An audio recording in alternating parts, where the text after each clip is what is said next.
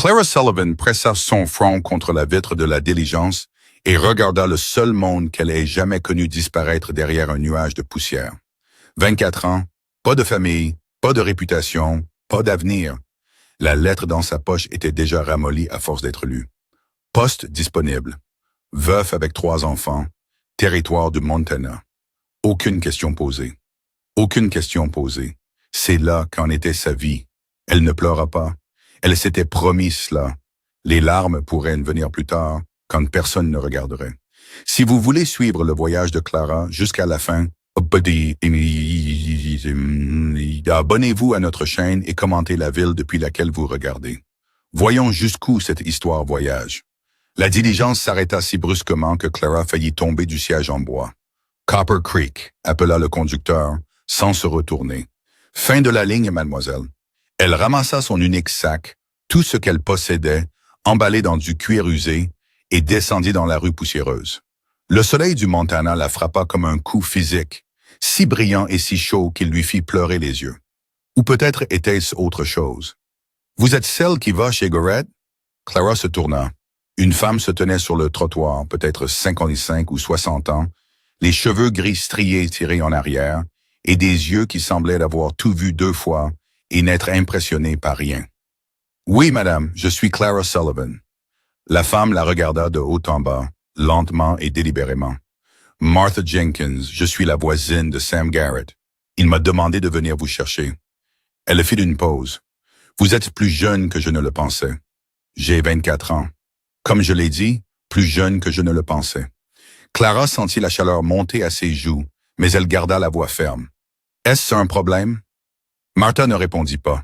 Elle se contenta de se retourner et de marcher vers un chariot attelé au bout de la rue. « Venez alors. C'est un long trajet. » Elles voyagèrent en silence pendant près d'1 heure. La vallée s'ouvrit autour d'elle, vaste et dorée sous le ciel d'été. Clara n'avait jamais vu autant d'espace vide de sa vie. À Boston, il y avait toujours quelque chose. Des bâtiments, des gens, du bruit. Ici, il n'y avait que de l'herbe, du ciel et les formes lointaines des montagnes. « Avez-vous déjà travaillé dans un ranch auparavant? » demanda enfin Martha. « Non, madame. Savez-vous quelque chose sur les enfants? J'étais gouvernante à Boston. » Le ton de Martha était plat. Que s'est-il passé? Les mains de Clara se serrèrent sur son sac. Je préférerais ne pas le dire. Je suis sûr que vous ne voudriez pas.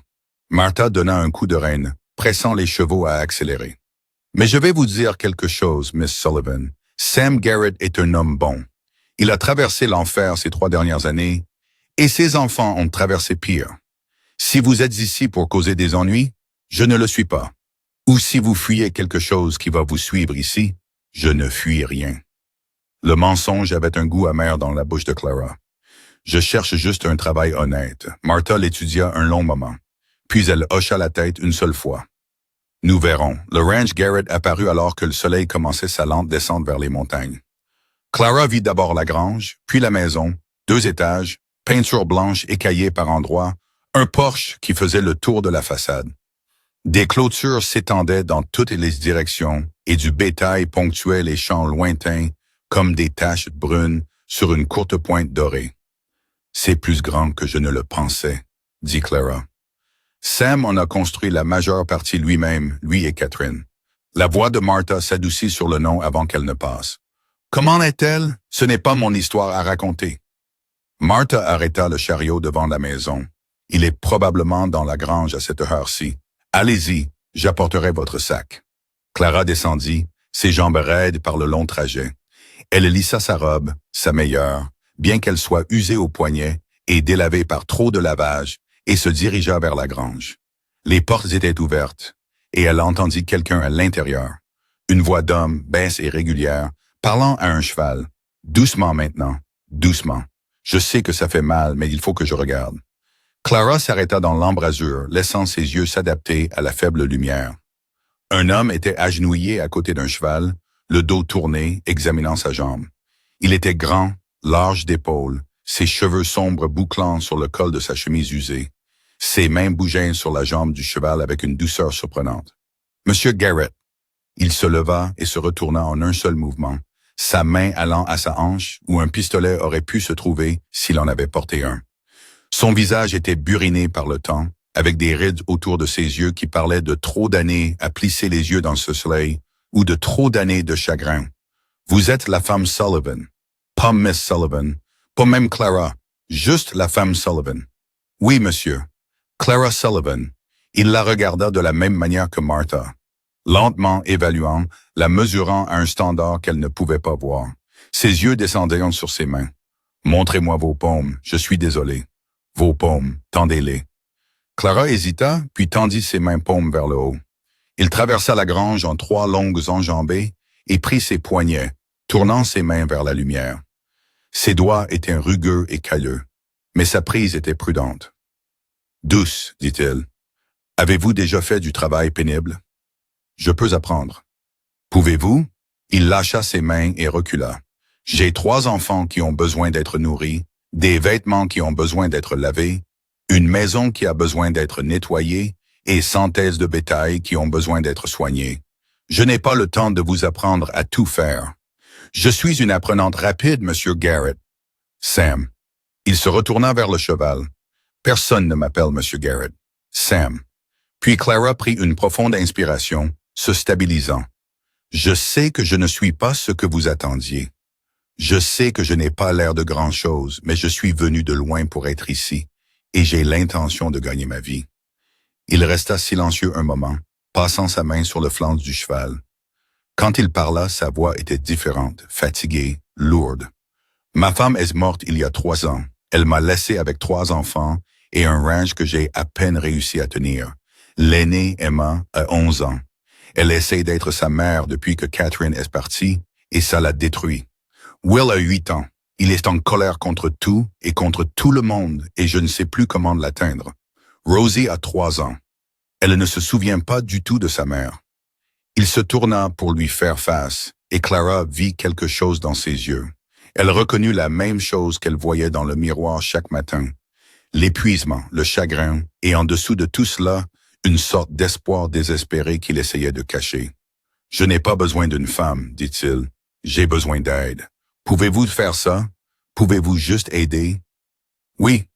La voix de Clara était ferme. « Je peux faire ça. » Il hocha la tête. « Martha vous montrera votre chambre. Le dîner est à 18 heures. Ne soyez pas en retard. » Il se retourna vers le cheval, la congédiant. Clara sortit de la grange, le cœur battant. Elle s'attendait à de la froideur, mais pas à ça, pas à la crudité de sa douleur, pas au poids de la responsabilité qui semblait l'écraser. Elle trouva Martha qui l'attendait sur le porche. « Alors » demanda la vieille femme à Thiles. Clara chercha le bon mot. « Il est très direct. » Martha renifla. « C'est un mot pour le décrire. Venez, je vais vous montrer où vous allez dormir. » La chambre était petite mais propre. Un lit, une commode, une fenêtre qui donnait sur la vallée. Martha posa le sac de Clara par terre et se tourna pour partir. « Mrs. Jenkins » Martha s'arrêta. « Les enfants, à quoi dois-je m'attendre? » Pour la première fois, quelque chose comme de la sympathie traversa le visage bourriné de Martha. « Emma vous détestera. Will pourrait essayer de vous blesser. Et Rosie. » Elle fit une pause. « Rosie vous brisera le cœur. Pourquoi? Parce qu'elle vous aimera et que vous devrez décider si vous pouvez l'aimer en retour. » Martha ouvrit la porte. « Le dîner est à 18 heures. Je vous suggère de ne pas être en retard. » La cuisine était chaude, le poêle à bois dégageait une chaleur qui faisait coller la robe de Clara à son dos. Elle se tenait dans l'embrasure, observant le chaos se dérouler. Une file se tenait près du poêle, remuant quelque chose dans une marmite. Elle était mince, trop mince, avec des cheveux couleur miel tirés en une tresse désordonnée. Sa robe était trop grande pour elle, tombant de ses épaules comme si elle avait été faite pour quelqu'un d'autre. Parce que c'était le cas, réalisa Clara, c'était celle de sa mère. Un garçon était assis à table, frappant du pied contre les pieds de la chaise, son visage maculé de terre. Un chien dépenaillé gisait à ses pieds, haletant dans la chaleur. Et dans le coin, serrant un lapin en peluche râpée, se tenait la plus petite.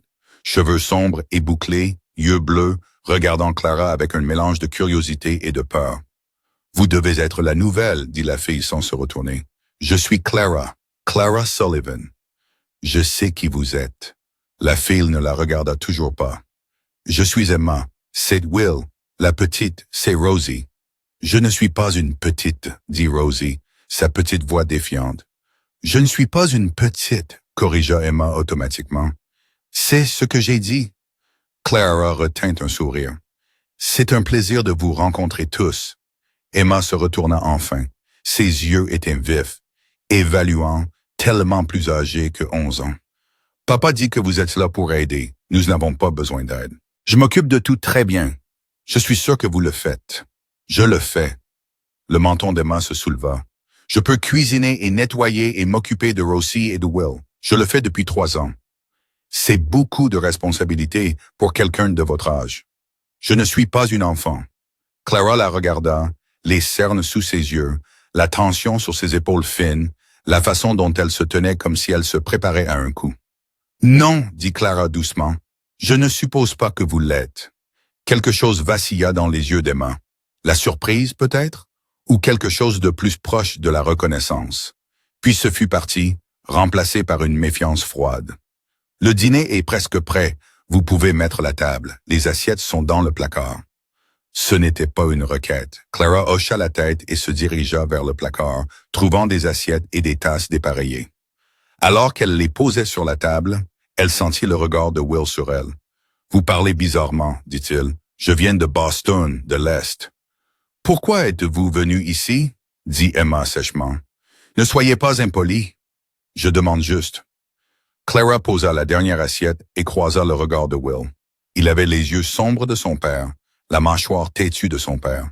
« Je suis venu parce que j'avais besoin d'un nouveau départ. » « Qu'est-ce qui ne va pas avec votre ancien départ? »« Ça va. » Clara tira une chaise et s'assit en face de lui. « Mon ancien départ n'a pas marché comme je l'avais prévu. Parfois, ça arrive. Avez-vous fait quelque chose de mal? » La question la frappa comme un coup de poing dans la poitrine. Elle le revit. Le visage du jeune homme tordu par la colère, les yeux froids de sa mère, la porte se fermant derrière elle alors qu'elle était escortée dehors. « Non, dit-elle, je n'ai rien fait de mal. » Mais parfois, les gens croient les mensonges plus facilement qu'ils ne croient la vérité. Will fronça les sourcils, assimilant cela. Puis, il haussa les épaules. Papa dit que les menteurs obtiennent ce qu'ils méritent. Will, ça suffit? La voix de Sam vint de l'embrasure. Il s'était lavé, ses cheveux étaient humides, sa chemise changée. Laissez Miss Sullivan tranquille. Je lui parlais juste. Alors, arrêtez. Sam traversa le poêle et regarda dans la marmite. Ça sent bon, Emma. Le visage d'Emma s'adoucit juste un instant. C'est la recette de maman, celle avec les pommes de terre. Je sais. La main de Sam reposa brièvement sur l'épaule de sa fille. Elle serait fière de vous. Les yeux d'Emma s'illuminèrent, mais elle cligna des yeux durement et se retourna vers le poêle. C'est prêt. Asseyez-vous tous. Ils mangèrent presque en silence. Clara observa la dynamique familiale se dérouler. Emma servant tout le monde avant elle-même. Will avalant sa nourriture comme s'il avait peur que quelqu'un la lui prenne. Rosie poussant ses pommes de terre sur son assiette, tout en serrant son lapin d'une main. Et Sam. Sam regardait ses enfants avec un amour féroce et désespéré qui faisait mal à la poitrine de Clara.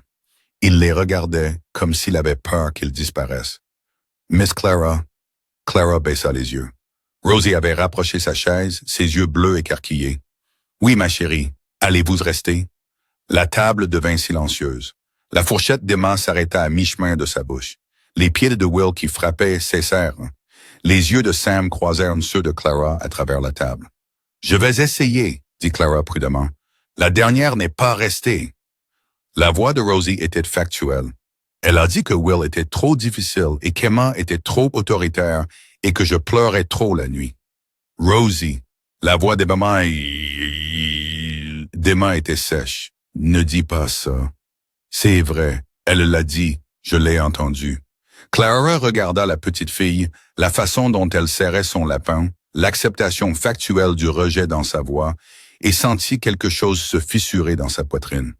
Eh bien, dit Clara, gardant sa voix légère, je pense que Will est censé être difficile. Il a 8 ans et Emma n'est pas autoritaire. C'est une meneuse. Il y a une différence. Et moi, je pleure. Clara tendit la main et toucha doucement les boucles sombres de Rosie. Tout le monde pleure parfois. Même les adultes. Il n'y a rien de mal à pleurer. Rosie la fixa un long moment. Puis lentement, Elle rapprocha encore sa chaise jusqu'à ce que sa petite épaule presse contre le bras de Clara. « Je vous aime bien, annonça-t-elle. Rosie, Emma, la voix d'Emma se brisa. Tu ne la connais même pas. Je l'aime quand même. Sam se leva brusquement, sa chaise raclant le sol. Emma, aide ta sœur à se préparer pour le lit. Nous allons nourrir Dusty. Miss Sullivan, je vais vous montrer où tout se trouve. Il sortit de la cuisine sans attendre de réponse. Clara jeta un coup d'œil aux enfants. Le regard hostile d'Emma, le froncement de sourcils méfiant de Will, le petit sourire plein d'espoir de Rosie, et le suivit. La visite fut brève et professionnelle. Le garde-manger, la cave, le poulailler, le puits. Il faut aller chercher de l'eau tous les matins, dit Sam, sa voix plate. Emma s'en est occupée, mais c'est trop lourd pour elle. Je veux que vous preniez le relais. Bien sûr. Les poulets doivent être nourris à l'aube, les œufs ramassés avant le petit déjeuner. Je comprends. Et les enfants? Il s'arrêta de marcher, se retournant pour lui faire face dans la lumière déclinante. Emma ne fait confiance à personne. Ne le prenez pas personnellement. Will va vous tester. Résistez, mais ne soyez pas cruel. Et Rosie, il s'arrêta, sa mâchoire se serra. Mrs. Jenkins a dit que Rosie me briserait le cœur, dit Clara doucement. Martha parle trop, mais sa voix avait perdu son tranchant. Rosie est née quand sa mère est morte. Elle ne se souvient pas du tout de Catherine. Parfois, je la surprends à regarder d'autres femmes en ville, des mères avec leurs enfants, et je peux voir qu'elle essaie de comprendre ce qui lui manque. La gorge de Clara se serra. Ça doit être difficile pour vous tous. On s'en sort. Sa voix était rauque. C'est tout ce que quelqu'un peut faire. S'en sortir. Ils restèrent silencieux alors que le soleil se couchait derrière les montagnes, peignant la vallée de teintes dorées et roses. Clara n'avait jamais rien vu d'aussi beau ou d'aussi solitaire. « Pourquoi êtes-vous vraiment venu ici, Miss Sullivan? » Elle le regarda, son visage buriné, ses yeux méfiants, le chagrin qui pesait sur ses épaules comme un poids physique. « Parce que personne d'autre ne m'a voulu, » dit-elle honnêtement. « Parce que je n'ai nulle part ailleurs où aller. Et parce que, » elle hésita, « parce qu'en lisant votre annonce, j'ai pensé que c'était peut-être un endroit où je pouvais recommencer, où personne ne connaîtrait les choses qu'on dit de moi chez moi. » Quelles choses? Les mots lui restèrent de coincer dans la gorge. J'étais gouvernante pour une famille riche, leur fils. Elle secoua la tête. Il a dit des choses qui n'étaient pas vraies, et ils l'ont cru. Quel genre de choses? Clara croisa ses yeux. Le genre de choses qui ruinent la réputation d'une femme pour toujours. Sam l'étudia un long moment. Son expression n'avait pas changé, mais quelque chose avait bougé dans ses yeux. Un éclair de compréhension, peut-être, ou de reconnaissance. « Les gens parlent, dit-il enfin. Ils parleront de votre présence ici. Une femme célibataire vivant sous le même toit qu'un veuf. Ils diront des choses. Je sais. Est-ce que ça vous dérange? » Clara pensa aux murmures qui l'avaient suivi à travers Boston, aux portes qui s'étaient fermées, aux amis qui s'étaient détournés. « Non, dit-elle. J'ai arrêté de me soucier de ce que les gens disent il y a longtemps. » Sam hocha lentement la tête. « Très bien, alors. » Il se tourna vers la maison. « Dormez bien. Demain commence tôt. » Elle le regarda s'éloigner, ses épaules courbées sous le poids de tout ce qu'il portait. Un homme essayant de maintenir sa famille unie. Un homme qui se noie et est trop fier pour demander de l'aide. Elle connaissait ce sentiment. Elle le connaissait bien. Cette nuit-là, Clara ne put pas dormir. Le lit était assez confortable, la chambre silencieuse, mais son esprit ne cessait de courir. Elle revoyait les yeux hostiles d'Emma, le froncement de sourcils méfiant de Will, la petite main de Rosie tendant la sienne, et Sam. La façon dont il l'avait regardée quand elle lui avait dit la vérité, pas avec jugement ou suspicion, mais avec quelque chose qui aurait pu être de la compréhension. Vers minuit, elle l'entendit. Un son doux, à peine audible à travers les murs fins. Des pleurs. Clara sortit du lit et enfila sa robe de chambre. Elle se faufila dans le couloir, suivant le son jusqu'à une porte légèrement entr'ouverte. La chambre de Rosie. Elle poussa doucement la porte. La petite fille était assise dans son lit, serrant son lapin, les larmes coulant sur son visage. « Rosie, ma chérie, qu'est-ce qui ne va pas? » Rosie leva les yeux, ses yeux bleus embués. « J'ai fait un mauvais rêve. » Clara traversa le lit et s'assit sur le bord. « Veux-tu m'en parler?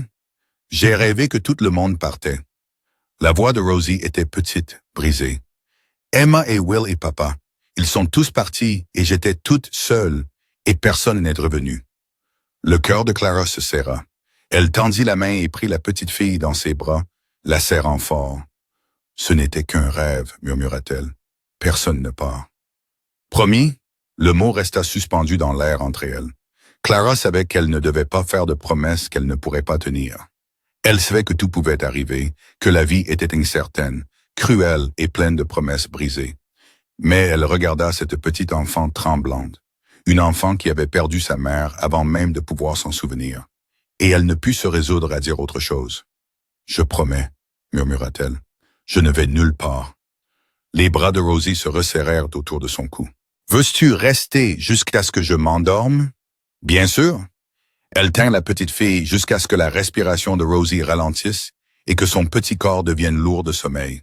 Puis elle la recoucha doucement sur les oreillers, bordant la couverture autour d'elle. « Dors bien, ma chérie, » murmura-t-elle. Elle se tourna pour partir et trouva Sam debout dans l'embrasure. Son visage était illisible dans l'obscurité, mais elle pouvait voir la tension dans ses épaules, la façon dont ses mains pendaient à ses côtés comme s'il ne savait pas quoi en faire. « Elle fait des cauchemars, » dit-il doucement, « la plupart des nuits.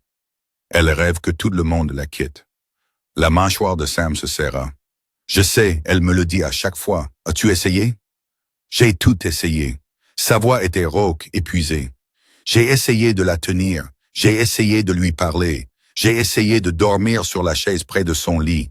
Rien n'aide. Elle se réveille toujours en pleurant. » Clara regarda à nouveau l'enfant endormi, les traces de larmes encore visibles sur ses joues rondes.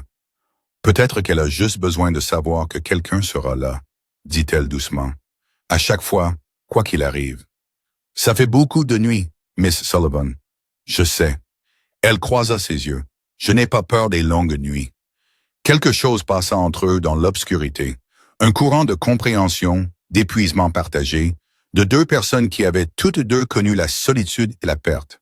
« Tu devrais dormir un peu, » dit Sam finalement. « Le matin arrive tôt. »« Je sais. » Il se tourna pour partir puis s'arrêta. « Miss Sullivan? »« Oui. » « Merci d'être resté avec elle. » Avant qu'elle ne puisse répondre, il était parti, ses pas s'estompant dans le couloir. Clara resta dans l'embrasure un long moment, regardant Rosie dormir. Puis elle retourna dans sa chambre et se coucha sur le lit, fixant le plafond. Elle était là depuis moins d'une journée. Elle avait déjà fait des promesses qu'elle ne pourrait peut-être pas tenir. Elle avait déjà laissé les bras d'une petite fille s'enrouler autour de son cœur. Martha avait raison. Elle pensait que Rosie allait lui briser le cœur. Mais alors que Clara dérivait enfin vers le sommeil, elle réalisa quelque chose. Peut-être que ce n'était pas grave. Peut-être qu'avoir le cœur brisé signifiait qu'elle avait encore un cœur à briser. Et peut-être, juste peut-être, c'était exactement là où elle était censée être. L'aube vint trop tôt. Clara se réveilla au son d'un coq qui chantait et à l'odeur du café montant de la cuisine. Son corps lui faisait mal du long voyage, et ses yeux étaient irrités par le manque de sommeil. Mais elle se força à sortir du lit. Elle avait promis de gagner sa vie. Elle avait l'intention de commencer maintenant. Elle s'habilla rapidement et descendit. Emma était déjà dans la cuisine, debout près du poêle avec la même détermination fatiguée que Clara avait vue la veille. « Bonjour, » dit Clara. Emma ne se retourna pas. « Papa est déjà parti pour les champs. Le petit déjeuner est presque prêt. Laissez-moi aider. Je n'ai pas besoin d'aide. » Clara prit une profonde inspiration. « Je sais que vous n'en avez pas besoin, mais je suis là et je vais aider quand même. Alors, vous pouvez soit me dire quoi faire, soit je commence à deviner. » Les épaules d'Emma se raidirent. Pendant un long moment, elle ne bougea pas. Puis, lentement, elle se retourna. « Les œufs doivent être ramassés. Le poulailler est derrière. Je sais. Votre père me l'a montré hier soir. Alors allez les ramasser. » La voix d'Emma était sèche, mais ses yeux semblaient être presque pleins d'espoir, comme si elle attendait de voir si Clara le ferait vraiment. « D'accord. » Clara se dirigea vers la porte. « Je serai de retour dans 10 minutes. » Le poulailler était chaud et sentait la paille et les déjections. Clara n'avait jamais ramassé d'œufs de sa vie, mais elle avait vu d'autres personnes le faire. Et combien cela pouvait-il être difficile? Très difficile. Il s'avéra que les poules n'appréciaient pas son intrusion. Elles caquetaient, battaient des ailes et picoraient de ses mains. Et au moment où elle avait ramassé une douzaine d'œufs, ses bras étaient couverts de petites égratignures. Mais elle l'avait fait. Elle ramena le panier dans la cuisine et le posa sur le comptoir avec ce qu'elle espérait être une confiance désinvolte. Emma regarda les œufs, puis les bras égratignés de Clara. Quelque chose vacilla sur son visage. La surprise, peut-être, ou un respect à contre-cœur. « Vous vous êtes fait picorer, dit-elle. Il faut leur parler aux poules. Ça les calme. » « Que suis-je censé dire? »« Je ne sais rien. »« Bonjour, jolie plume, n'importe quoi. » Emma se retourna vers le poêle. « Time !» Mais Clara aurait juré avoir vu le fantôme d'un sourire sur les lèvres de la jeune fille. Ce n'était pas grand-chose. Ce n'était pas de la confiance, mais c'était quelque chose. Will descendit pour le petit déjeuner avec son chien à ses talons et ses cheveux dressés dans tous les sens. Il regarda Clara avec la même suspicion que la veille, mais il ne dit rien d'hostile. « Progrès », pensa Clara. Rosie descendit en dernier, se frottant les yeux, son lapin sous un bras. Quand elle vit Clara, son visage s'illumina. « Vous êtes resté, dit-elle. Je vous ai dit que je le ferais. » Rosie grimpa sur la chaise à côté de Clara et se pressa contre son flanc. L'expression d'Emma se resserra, mais elle ne dit rien. Ils prirent le petit déjeuner ensemble, œufs et biscuits et café trop fort mais toujours bon. Will posa des questions à Clara sur Boston, sur les trains, sur le fait de savoir si elle avait déjà vu l'océan. Emma resta silencieuse, observant, attendant, et Rosie tint la main de Clara sous la table, ses petits doigts serrés autour de la paume de Clara. Quand le petit déjeuner fut terminé, Clara se leva pour débarrasser la vaisselle. « Je m'en occupe », dit Emma rapidement. « Nous nous en occuperons ensemble. » Emma ouvrit la bouche pour argumenter, puis la referma. Elle regarda Clara un long moment. Vraiment, comme si elle la voyait pour la première fois. « Bien », dit-elle enfin. « Ensemble. » Il n'était encore que le matin. Clara était au Ranch Garrett depuis moins d'un jour. Elle avait des semaines, peut-être des mois de travail devant elle, à gagner la confiance, à faire ses preuves, à construire quelque chose à partir de rien. Mais alors qu'elle se tenait à l'évier à côté d'Emma, lavant la vaisselle en silence, elle ressentit quelque chose qu'elle n'avait pas ressenti depuis longtemps. L'espoir. Petit et fragile, facilement brisé. Mais là, et pour l'instant, c'était suffisant. Le serpent était enroulé dans le coin de sa chambre. Clara le vit au moment où elle ouvrit les yeux ce matin-là. Un corps brun épais pressé contre le mur, la tête levée, la langue frémissante. Son cœur tambourina contre ses côtes. Chaque muscle de son corps lui criait de fuir, de crier, de faire quelque chose. Elle avait eu peur des serpents depuis son enfance, depuis que son frère l'avait poursuivie dans le jardin avec un, et qu'elle était tombée et s'était écorché les genoux jusqu'au sang. Son frère, mort maintenant, noyé dans la rivière alors qu'il n'avait que 10 ans.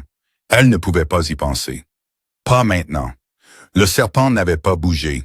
Il la regardait avec des yeux plats et froids, attendant. Clara se força à respirer.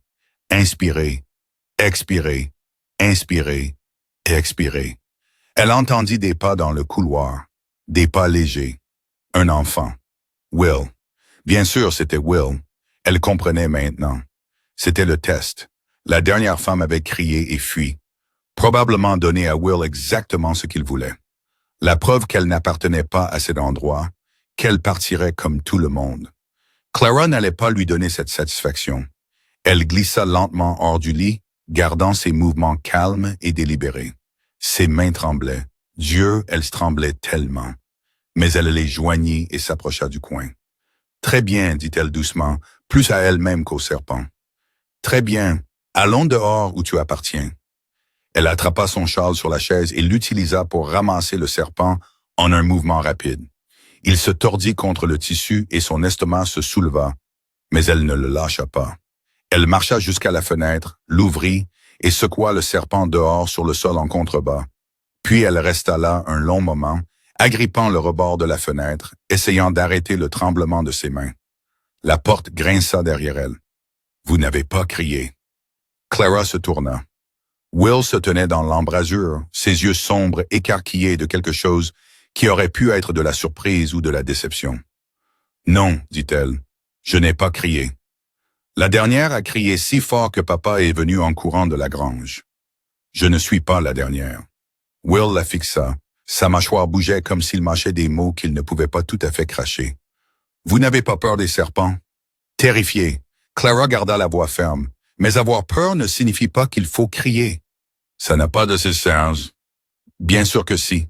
Elle croisa les bras, croisant son regard. Être courageux ne signifie pas ne pas avoir peur, Will. Cela signifie avoir peur et faire la chose quand même. Il fronça les sourcils, assimilant cela, puis son menton se souleva, défiant. Je n'essayais pas de vous effrayer. Si, tu essayais. Je n'essayais pas, Will. Elle attendit qu'il la regarde. Je sais ce que tu fais, et ça ne va pas marcher. Je ne pars pas. Quelque chose vacilla dans ses yeux. La peur peut-être, ou l'espoir. Puis ce fut parti, remplacé par la même colère morose qu'il portait comme une armure. « Nous verrons, dit-il, se retournant et s'éloignant. Clara laissa échapper un long soupir. Ses mains tremblaient toujours. Elle les pressa à plat contre ses cuisses et les força à s'arrêter. Un test de moins. Elle avait le sentiment qu'il y en aurait d'autres. Le petit déjeuner fut un désastre. Clara avait proposé de cuisiner, voulant donner une pause à Emma. La jeune fille avait accepté à contre-cœur, regardant depuis l'embrasure, les bras croisés et l'expression sceptique. Les œufs brûlèrent. Les biscuits sortirent plats et durs comme des pierres. Le café était si faible qu'il ressemblait à de l'eau sale. Emma ne dit rien. Elle n'avait pas besoin de le faire. Son silence était plus fort que tous les mots. « Je suis désolée, dit Clara, fixant le repas ruiné. Je pensais savoir comment. »« Ça va. » Emma était déjà près du poêle, raclant les œufs brûlés dans le seau à déchets. « Je vais en refaire. Laissez-moi aider. » « Vous avez assez aidé. » Les mots la frappèrent comme une gifle. Elle resta là, inutile, regardant Emma travailler avec l'efficacité rapide de quelqu'un qui faisait ça depuis des années, parce qu'elle le faisait depuis l'âge de 8 ans. « Emma, maman faisait des œufs au fromage. » La voix d'Emma était plate, contrôlée. Elle les pliait très doucement pour qu'ils restent tendres et ses biscuits étaient légers comme des nuages. Papa dit qu'ils étaient les meilleurs qu'il ait jamais goûtés. La gorge de Clara se serra. Je suis sûr qu'ils l'étaient. Vous ne pouvez pas les faire comme elle le faisait. Emma se retourna enfin et ses yeux étaient brillants de larmes non versées. Personne ne le peut. Je sais. Alors pourquoi essayez-vous? Clara n'avait pas de réponse à cela. Elle resta là, impuissante, regardant cet enfant qui avait été forcé de grandir trop vite, qui essayait si fort de s'accrocher au souvenir de sa mère. Je n'essaie pas de la remplacer, dit Clara doucement. Je ne pourrais même pas si je le voulais. J'essaie juste d'aider. Nous n'avons pas besoin de votre aide. Peut-être pas. Clara fit un pas de plus, mais je vais quand même vous en donner. Et vous pouvez me détester pour ça, Emma. Vous pouvez me détester autant que vous le voulez, mais je ne pars nulle part. La mâchoire d'Emma trembla. Pendant un moment, Clara pensa qu'elle allait pleurer. Puis son expression se durcit et elle se retourna vers le poêle. « Le petit déjeuner sera prêt dans 10 minutes, dit-elle. Essayez de ne rien brûler d'autre. » La journée s'installa dans un rythme. Pas facile, mais un rythme quand même. Clara se levait avant l'aube pour ramasser les œufs et puiser de l'eau au puits. Elle apprit à parler aux poules, aussi ridicule que cela puisse paraître, et elle semblait effectivement se calmer. Elle aida Emma avec les repas, bien que la jeune fille la laissât rarement faire plus que couper des légumes ou laver la vaisselle. Will la regardait constamment, attendant qu'elle échoue. Il laissa des chardons dans ses chaussures, cacha sa brosse à cheveux, laissa sortir les cochons de leur enclos, si bien qu'elle dut les chasser dans la cour. Chaque fois, Clara nettoyait le désordre sans se plaindre. Rosie la suivait partout. La petite fille s'était attachée à Clara comme une ombre, lui tenant la main, posant des questions sans fin, grimpant sur ses genoux chaque fois que Clara s'asseyait. Pourquoi le ciel est-il bleu? Pourquoi les chevaux ont-ils de grandes dents? Pourquoi Emma se fâche quand je pose des questions sur maman? Cette dernière question fit mal au cœur de Clara. Emma manque beaucoup à votre maman, dit-elle prudemment. Parfois, quand on manque à quelqu'un, ça fait mal d'en parler. Vous manquez à quelqu'un? Clara pensa à son frère. à son père mort quand elle avait 16 ans, à sa mère qui avait choisi un nouveau mari plutôt que sa propre fille. Oui, dit-elle, il me manque beaucoup de monde. Vont-ils venir vous rendre visite? Non, ma chérie, ils ne viendront pas. Rosie fut silencieuse un moment, puis elle enroula ses petits bras autour du cou de Clara et serra. Ce n'est pas grave, dit-elle. Je serai votre famille maintenant. Clara dut se détourner pour que Rosie ne voie pas ses larmes. Une semaine après l'arrivée de Clara, Martha Jenkins vint lui rendre visite. Clara étendait du linge sur la corde quand le chariot de la vieille femme arriva en roulant dans l'allée. Elle s'essuya les mains sur son tablier et s'avança à sa rencontre. « Mrs. Jenkins, c'est une surprise. » Je pensais vérifier. Martha descendit du chariot, ses yeux balayant la cour. « Voir comment vous vous installez. »« Je me débrouille. »« Vous débrouillez-vous » Ce n'était pas une question. Le regard de Martha se fixa sur Clara, vif et évaluant. « Les enfants vous donnent du fil à retordre. Rien que je ne puisse gérer.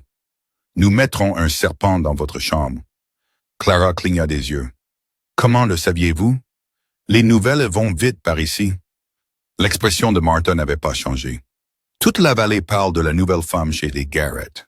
L'estomac de Clara se serra. « Qu'est-ce qu'ils disent? Qu'est-ce que vous pensez qu'ils disent? » Martha s'approcha, baissant la voix. Une femme seule, sans famille, sans référence, qui apparaît de nulle part pour vivre avec un veuf et ses enfants. Les gens ont des opinions, Miss Sullivan. Je me fiche de leurs opinions. Peut-être que vous devriez. La voix de Martha était dure. Ce n'est pas Boston. Ici, la réputation est toute. Sam a déjà eu du mal depuis que Catherine est partie. Il n'a pas besoin de plus d'ennuis. Clara sentit la chaleur monter à ses joues.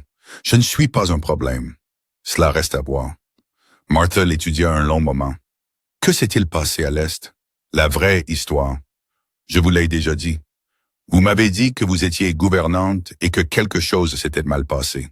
Ce n'est pas une histoire, c'est une excuse. Les mains de Clara se serrèrent sur ses côtés. Elle pouvait sentir la vieille honte monter, la brûlure familière de l'injustice et de l'humiliation. La famille pour laquelle je travaillais avait un fils, dit-elle doucement. Il avait 19 ans. J'en avais 23. Il a décidé qu'il me voulait, et je lui ai dit non. L'expression de Martha n'avait pas changé, et il a dit à sa mère que c'était moi qui le poursuivais, que je m'étais jeté sur lui et que j'avais été rejeté. Elle l'a cru. La voix de Clara était amère. Pourquoi ne l'aurait-elle pas fait? Je n'étais personne. C'était son précieux garçon. Alors ils vous ont renvoyé. Ils m'ont ruiné. La voix de Clara se brisa. Ils ont dit à tout le monde ce qu'il avait dit. Personne ne voulait m'embaucher. Personne ne voulait même me regarder. J'ai dû quitter tout ce que j'avais jamais connu parce qu'un garçon gâté ne pouvait pas accepter un non comme réponse. Le silence s'étira entre elles. Le visage de Martha était illisible. « C'est une histoire difficile, dit-elle enfin. C'est la vérité. »« Je vous crois. » La voix de Martha s'adoucit légèrement. « Mais la vérité n'a pas toujours d'importance ici. Ce qui compte, c'est ce que les gens pensent. Et en ce moment, les gens pensent toutes sortes de choses sur vous. Laissez-les penser. Facile à dire, plus difficile à vivre. » Martha se tourna vers son chariot. « Je suis venu vous prévenir, Miss Sullivan. Les Blake posent des questions. Cornelius Blake possède la moitié de cette vallée et il a des vues sur les terres de Sam depuis des années. S'il pense pouvoir vous utiliser pour causer des ennuis, quel genre d'ennuis? » Martha la regarda à nouveau. Le genre qui ruine les gens. Faites attention à vous. Elle monta dans le chariot et s'éloigna, laissant Clara debout seule avec le panier à linge à ses pieds et un nœud froid de peur dans l'estomac. Ce soir-là, Clara fit une erreur. Les enfants avaient eu faim après avoir joué dehors toute l'après-midi et le dîner n'était pas encore prêt. Emma était dans sa chambre avec un mal de tête et Sam était encore dans les champs, alors Clara donna à Will et Rosie du pain avec du beurre et du miel pour les faire patienter. Elle n'y pensa pas. C'étaient des enfants. Ils avaient faim. Cela semblait la chose évidente à faire. Elle avait tort. Sam entra juste au moment où les enfants finissaient leur collation. Il jeta un coup d'œil aux assiettes, aux miettes sur la table, au visage de Rosie barbouillé de miel, et son expression devint sombre. « Qu'est-ce que c'est? » Ils avaient faim. Je leur ai donné quelque chose pour les faire patienter jusqu'au dîner à 18 heures. Sa voix était dure. C'est la règle, on mange à 18 heures. Je sais, mais pas de mais. Sam attrapa un chiffon et essuya le visage de Rosie, ses mouvements brusques. Nous avons des règles pour une raison. S'ils se remplissent de pain, ils ne mangeront pas leur dîner. Ce sont des enfants, pas des soldats. Les yeux de Sam s'écarquillèrent, brillants. Qu'avez-vous dit? Le cœur de Clara battait la chamade, mais elle ne recula pas. J'ai dit que ce sont des enfants. Ils avaient une faim, je les ai nourris. Je ne vois pas le problème. Le problème, c'est que vous êtes là depuis une semaine et que vous pensez mieux savoir que moi comment élever mes propres enfants. Je ne pense pas ça. Alors pourquoi me remettez-vous en question? Clara prit une profonde inspiration, essayant de se calmer. Je ne vous remets pas en question. Je dis juste que peut-être qu'un peu de flexibilité ne ferait pas de mal. Flexibilité? Sam rit. Mais il n'y avait aucun humour. Vous voulez savoir ce que la flexibilité vous apporte ici? Du bétail mort, des clôtures cassées, des enfants qui ne savent ni où est le haut, ni où est le bas. Ce ranch fonctionne selon des horaires, des routines. C'est ce qui maintient tout ensemble. Vos enfants ont besoin de plus que des horaires, Monsieur Garrett. Les mots sortirent plus sèchement qu'elle ne l'avait voulu. Sam se figea, ses yeux se plissèrent. Qu'avez-vous dit? Ils ont besoin de quelqu'un pour les voir. La voix de Clara tremblait maintenant, mais elle ne pouvait pas s'arrêter. Emma est épuisée. Will est en colère. Rosie fait des cauchemars toutes les nuits. Et vous vous tuez à la tâche et vous les regardez à peine. Ils ont besoin de plus que des règles et des routines. Ils ont besoin... La voix de Sam était basse. Dangereux. N'osez pas me dire ce dont mes enfants ont besoin. Quelqu'un doit sortir. Clara le fixa. Quoi? Sortez de ma cuisine. Ses mains étaient serrées, tout son corps raide de colère à peine contrôlée. Maintenant, elle sortit. Clara s'assit sur le bord de son lit, fixant le mur, son cœur battant toujours la chamade. Elle était allée trop loin. Elle savait qu'elle n'était là que depuis une semaine, et elle avait dit à cet homme en deuil, épuisé, brisé, qu'il ne s'occupait pas de ses propres enfants. Stupide et cruel et injuste, mais vrai. Que Dieu l'aide. C'était vrai. Un léger coup à sa porte la fit sursauter. Miss Clara. La voix de Rosie était petite et incertaine. Clara s'essuya les yeux et ouvrit la porte. La petite fille se tenait dans le couloir, son lapin serré contre sa poitrine, ses yeux bleus inquiets. Tu pars. Le cœur de Clara se serra. Non, ma chérie, je ne pars pas. Pas criait. Le dernier à partir camper criait. Je ne suis pas la dernière. Clara s'agenouilla pour être à la hauteur de l'enfant. Je ne vais nulle part. Souviens-toi que j'ai promis. Rosie étudia son visage pendant un long moment. Puis elle hocha solennellement la tête et tendit son lapin. Bonnie veut dormir avec toi ce soir pour que tu n'aies pas peur. La gorge de Clara se serra. Elle prit l'animal en peluche usé, le tenant soigneusement. Merci, Rosie. C'est très gentil. Bonnie améliore tout. Rosie leva la main et tapota la joue de Clara de sa petite main, même quand P crie. Puis elle se retourna et s'éloigna dans le couloir, laissant Clara debout avec un lapin en peluche dans les mains et des larmes coulant sur son visage. Cette nuit-là, Clara ne put dormir. Elle resta couchée dans son lit, tenant le lapin de Rosie, fixant le plafond, rejouant la dispute avec Sam encore et encore dans sa tête. Elle avait dépassé les bornes, elle le savait. Mais elle savait aussi qu'elle n'avait pas tort. Ses enfants mouraient de faim, pas de nourriture, mais d'attention, d'affection, de quelqu'un qui les voyait comme plus que de simples bouches à nourrir et des corvées à assigner. Et Sam se noyait. Elle pouvait le voir dans les ombres sous ses yeux, dans la tension de ses épaules, dans la façon dont il regardait ses enfants, avec un amour féroce et désespéré qui semblait lui causer une douleur physique. Il faisait de son mieux, mais son mieux n'était pas suffisant, et il le savait. C'était le pire. Elle réalisa qu'il le savait. Vers minuit, elle entendit des pas dans le couloir, des pas lourds cette fois, ceux d'un homme. Il s'arrêtait en devant sa porte. Clara retint son souffle, attendant un coup et des excuses, quelque chose, mais rien ne vint. Les pas s'éloignèrent, s'estompant dans le silence. Elle ne dormit pas du tout cette nuit-là. Le lendemain matin, Sam était parti avant que Clara ne descende.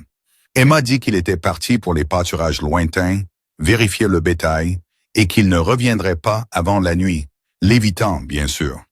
Clara se jeta au travail, frottant des sols qui n'avaient pas besoin d'être frottés, lavant des vêtements qui étaient déjà propres. N'importe quoi pour garder ses mains occupées et son esprit tranquille. Will la regardait avec une sorte de curiosité. « Tu es toujours là, dit-il au déjeuner.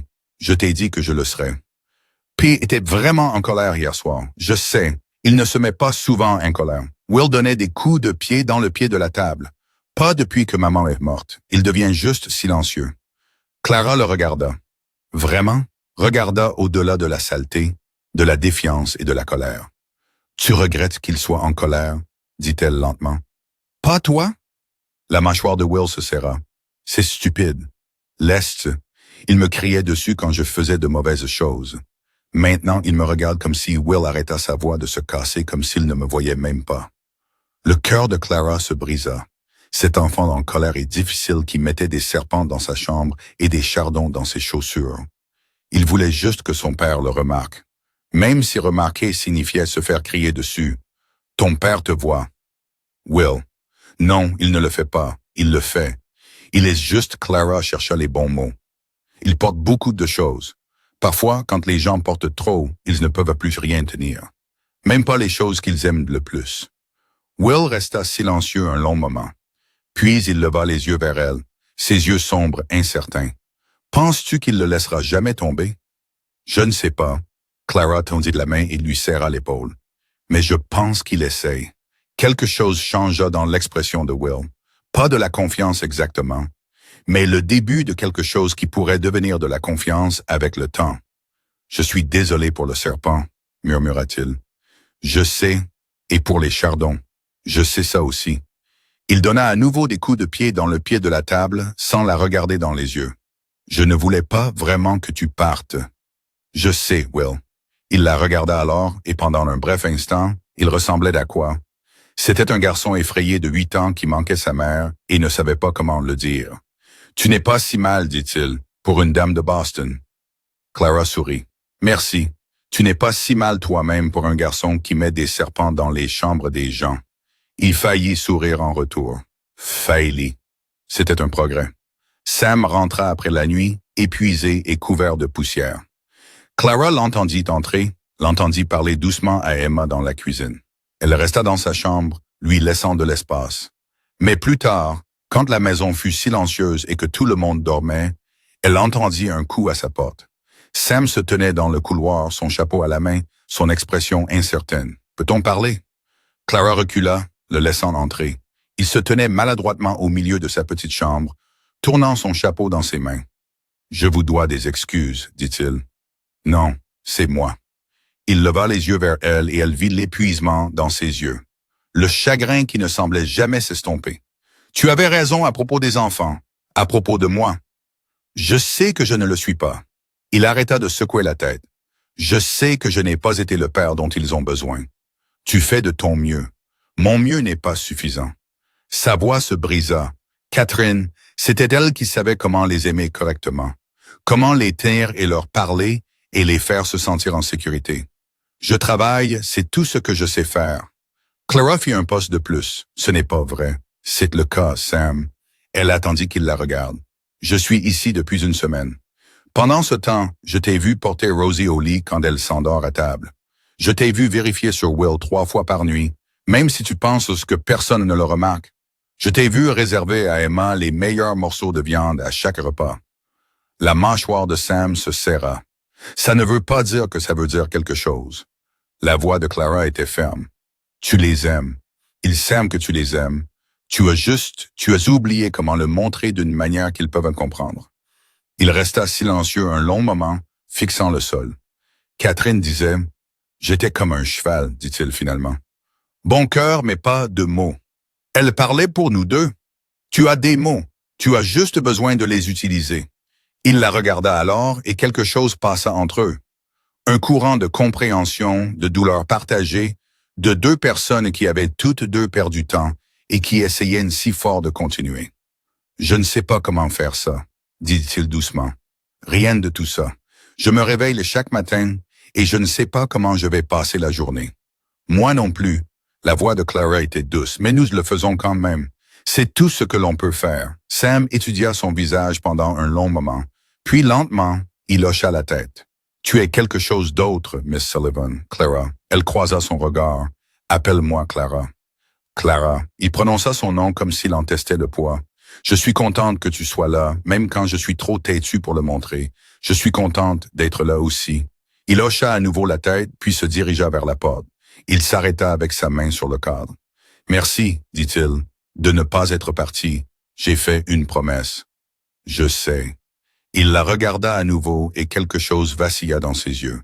Quelque chose de chaud, quelque chose qui lui fit retenir son souffle. C'est pourquoi je te remercie. Il fut parti avant qu'elle ne puisse répondre. Clara s'assit au bord de son lit, le cœur battant. Quelque chose avait changé entre eux ce soir. Elle ne savait pas ce que cela signifiait, ne savait pas où cela mènerait. Mais pour la première fois depuis son arrivée dans ce ranch, elle sentit que peut-être, juste peut-être, elle était exactement là où elle était censée être. Le lendemain matin, Clara se réveilla au son des voix dans la cuisine. Elle s'habilla rapidement et descendit. Emma était à la cuisinière. Will était à table et Sam était assis avec Rosie sur ses genoux, l'écoutant bavarder de son lapin, sa grande main lissant ses boucles sombres. Il leva les yeux quand Clara entra. Quelque chose passa entre eux. Reconnaissance peut-être. Compréhension. « Bonjour, dit-il. « Bonjour, Emma prépare le petit déjeuner. Asseyez-vous. » Clara s'assit. Rosie descendit immédiatement des genoux de Sam et se glissa sur la chaise à côté d'elle. Miss Clara Paul dit « Tu restes. » Et c'est ça que pour toujours. Clara regarda Sam. Il la regardait, son expression illisible. « Tant que tu m'en auras, dit-elle doucement. Rosie rayonna. « Je te veux pour toujours, Rosie. » La voix d'Emma fut vive. « Ne sois pas idiote. Je ne suis pas idiote. J'aime Miss Clara. C'est « je ne suis pas, je ne suis pas. » C'est ce que j'ai dit. Will renifla dans son lait. Même les lèvres de Sam tressaillirent. Et Clara sentit quelque chose de chaud fleurir dans sa poitrine. Quelque chose qui ressemblait à de l'espoir. Ça ne durerait pas. Elle savait qu'il y aurait d'autres épreuves, d'autres essais, d'autres moments où tout semblerait impossible. Mais en ce moment, dans cette cuisine, avec cette famille qui n'était pas tout à fait la sienne, mais qui pourrait un jour l'être, tout semblait possible. Elle ne savait pas qu'à la fin de la semaine, toute la vallée parlerait d'elle. Elle ne savait pas que Cornelius Blake avait déjà commencé à poser des questions qui n'apporteraient que des ennuis. Elle ne savait pas que les épreuves les plus difficiles restaient à venir. Mais à cet instant, assise à la table du petit déjeuner, la petite main de Rosie dans la sienne et les yeux de Sam croisant les siens à travers la pièce. À cet instant, elle se permit de croire que peut-être, juste peut-être, tout irait bien. Les ennuis commençaient un dimanche. Sam décida qu'ils iraient tous à l'église. C'était la première fois depuis des mois, dit-il, et les enfants devaient être vus en ville. Les gens parlaient, et le silence ne faisait qu'empirer les conversations. Clara savait ce qu'ils ne disaient pas. Les gens parlaient d'elle. « Tu n'es pas obligé de venir, » dit Sam ce matin-là, sa voix prudente. « Si tu préfères rester, je viens. » Il la regarda un long moment, puis hocha la tête. « Très bien alors. » Le trajet en chariot jusqu'à Copper Creek parut plus long qu'il n'aurait dû l'être. Emma était assise rigide à côté de Clara, la mâchoire serrée. Will gigotait constamment, donnant des coups de pied dans le fond du chariot. Seule Rosie semblait insensible, bavardant joyeusement des fleurs qu'elle pouvait voir le long de la route. Les mains de Clara étaient jointes sur ses genoux, mais à l'intérieur, son estomac se nouait. Elle savait ce qui les attendait en ville. Elle l'avait déjà affronté à Boston. Les murmures, les regards, le jugement déguisé en préoccupation. Elle avait survécu une fois. Elle pouvait survivre à nouveau. L'église se remplissait déjà quand ils arrivèrent. Sam aida les enfants à descendre du chariot, puis tendit la main à Clara. Elle la prit, sentant les rugosités calleuses contre sa paume, et descendit dans la rue poussiéreuse. Les gens se tournèrent pour regarder. Clara garda le menton levé, son expression neutre. Elle marcha à côté de Sam, la main de Rosie et la sienne, sentant le poids de chaque regard comme une chose physique pressant contre sa peau. « La voilà », quelqu'un murmura. La femme de Boston vivant juste là dans sa maison, sans honte. Pauvre Catherine doit se retourner dans sa tombe. Le pas de Clara vacilla. La main de Sam toucha le bas de son dos, brièvement, à peine là mais stabilisant. Continue de marcher, murmura-t-il. Ne leur donne pas satisfaction. Ils trouvèrent des sièges près du fond. Emma s'assit la première, puis Will, puis Rosie, puis Clara. Sam s'assit à l'extrémité, son corps, une barrière entre sa famille et le reste de la congrégation. Le service passa dans un brouillard. Clara n'entendit rien. Elle était trop consciente des regards sur elle, des murmures qui ondulaient à travers les bancs chaque fois qu'elle bougeait. Quand ce fut enfin fini, elle se leva pour partir et trouva son chemin bloqué. Nettie Blake se tenait dans l'allée, sa robe de soie bruissant, son visage affichant une fausse préoccupation. Derrière elle, deux autres femmes planaient comme des ombres. « Miss Sullivan, n'est-ce pas? » La colonne vertébrale de Clara se raidit. « Oui, je suis Nettie Blake. Mon mari Cornelius possède le ranch Blake. » Elle fit une pause, laissant le nom s'installer. « Je ne crois pas que nous ayons été correctement présentés. »« Non, madame, nous ne l'avons pas été. » Les yeux de Ned balayèrent Clara, observant sa robe fanée. Ses mains rugueuses par le travail. « Je dois dire, vous n'êtes pas tout à fait ce que nous attendions. Quand nous avons entendu que Sam avait pris de l'aide, nous avons supposé... » Eh bien, elle rit légèrement. « Nous avons supposé quelqu'un de plus âgé, plus expérimenté. »« Je suis assez expérimenté. L'êtes-vous? » Le sourire de Ned s'aiguisa. « J'ai entendu des histoires intéressantes sur votre expérience, Miss Sullivan, tout droit venue de Boston. » Le sang de Clara se glaça. « Je ne sais pas ce que vous avez entendu. »« Oh, juste des murmures. Quelque chose à propos d'un jeune homme d'une bonne famille. Une sorte de scandale. » Nettie inclina la tête, sa voix portant juste assez loin pour que les gens à proximité puissent entendre. « Ça a dû être terrible pour vous d'être renvoyé comme ça, d'avoir à voyager jusqu'ici juste pour trouver du travail. » Le silence autour d'eux était assourdissant. Clara sentait tout le monde regarder, attendant de voir ce qu'elle ferait. « Nettie !» La voix de Sam coupa l'attention. Il s'avança, la mâchoire serrée. « Ça suffit. Je fais juste la conversation, Sam. Non, tu crées des ennuis. » Il se plaça à côté de Clara, son épaule frôlant presque la sienne. « Quoi que vous ayez entendu, ce ne sont pas de vos affaires, et j'apprécierais que vous gardiez vos opinions pour vous. » Les yeux de Ned se plissèrent. « Je ne pense qu'aux enfants, Sam. Ils ont traversé tellement de choses. Ils méritent qu'on les laisse tranquilles. » La voix de Sam était dure. « Nous le méritons tous. » Il prit le coude de Clara et la guida vers la porte, les enfants suivant de près. Clara ne regarda pas en arrière, mais elle pouvait sentir le regard de Ned brûler dans son dos. Dehors, elle se dégagea de Sam et marcha rapidement vers le chariot. Ses mains tremblaient, ses yeux brûlaient de larmes. Elle refusa de les laisser tomber. « Clara, je vais bien. Tu ne vas pas bien. J'ai dit que j'allais bien. » Sa voix se brisa sur le dernier mot. La trahissante. Sam la rattrapa, se plaçant devant elle pour lui bloquer le chemin. « Hé, regarde-moi. » Elle ne voulait pas. Elle ne voulait pas qu'il la voie comme ça. Faible, humiliée, brisée. Mais elle regarda. Son visage était sombre, mais ses yeux étaient doux. Inquiets. C'est une femme méchante qui n'a rien de mieux à faire que de rendre les autres misérables, dit-il doucement. Ces mots ne signifient rien. Ils le font pour tout le monde. Alors tout le monde a tort. Il soutint son regard. Je sais qui tu es, Clara. Je sais quel genre de personne tu es. C'est ce qui compte. Clara le regarda, le cœur battant. Pourquoi? Pourquoi? Quoi? Pourquoi me crois-tu? Tu ne me connais même pas. Pas vraiment. Sam resta silencieux un moment. Puis il tendit la main et toucha sa joue très brièvement, juste le bout de ses doigts contre sa peau. « J'en sais assez, dit-il. » Avant qu'elle ne puisse répondre, la voix de Rosie brisa le silence. « Miss Clara, pourquoi pleures-tu? » Clara s'essuya rapidement les yeux et se retourna. Les trois enfants se tenaient près du chariot, la regardant avec des expressions variées. L'inquiétude de Rosie, la confusion de Will et Emma avaient un visage illisible. Mais quelque chose avait changé dans ses yeux, quelque chose qui ressemblait presque à de la compréhension. « Je ne pleure pas, ma chérie, » dit Clara, forçant un sourire.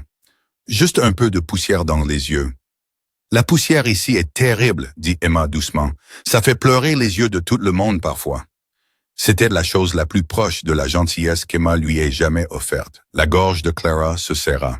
« Oui, » réussit-elle à dire, « ça le fait. » Le trajet du retour fut silencieux, mais c'était un silence différent d'avant. Plus lourd, plus compliqué. Quand ils arrivèrent au ranch, Clara alla directement dans sa chambre. Elle avait besoin d'un moment seul, avait besoin de respirer, avait besoin un léger coup à sa porte. Entrez. Emma se tenait dans l'embrasure de la porte, ses épaules fines carrées, son expression incertaine. « Je t'ai apporté de l'eau, dit-elle, tendant une tasse. Tu avais l'air assoiffé. » Clara prit la tasse, ses mains tremblant encore légèrement. « Merci, Emma. » La jeune fille hocha la tête, se retourna pour partir, puis s'arrêta. « Cette dame avait tort, dit-elle, sans regarder Clara. Quoi qu'elle ait dit sur toi, elle avait tort. » Le souffle de Clara se bloqua. « Comment sais-tu? »« Parce que je t'ai regardé. » Emma finit par croiser son regard. « Tu n'es pas une mauvaise personne, tu es juste quelqu'un qui a été blessé comme nous. » Puis elle fut partie, ses pas s'estompant dans le couloir.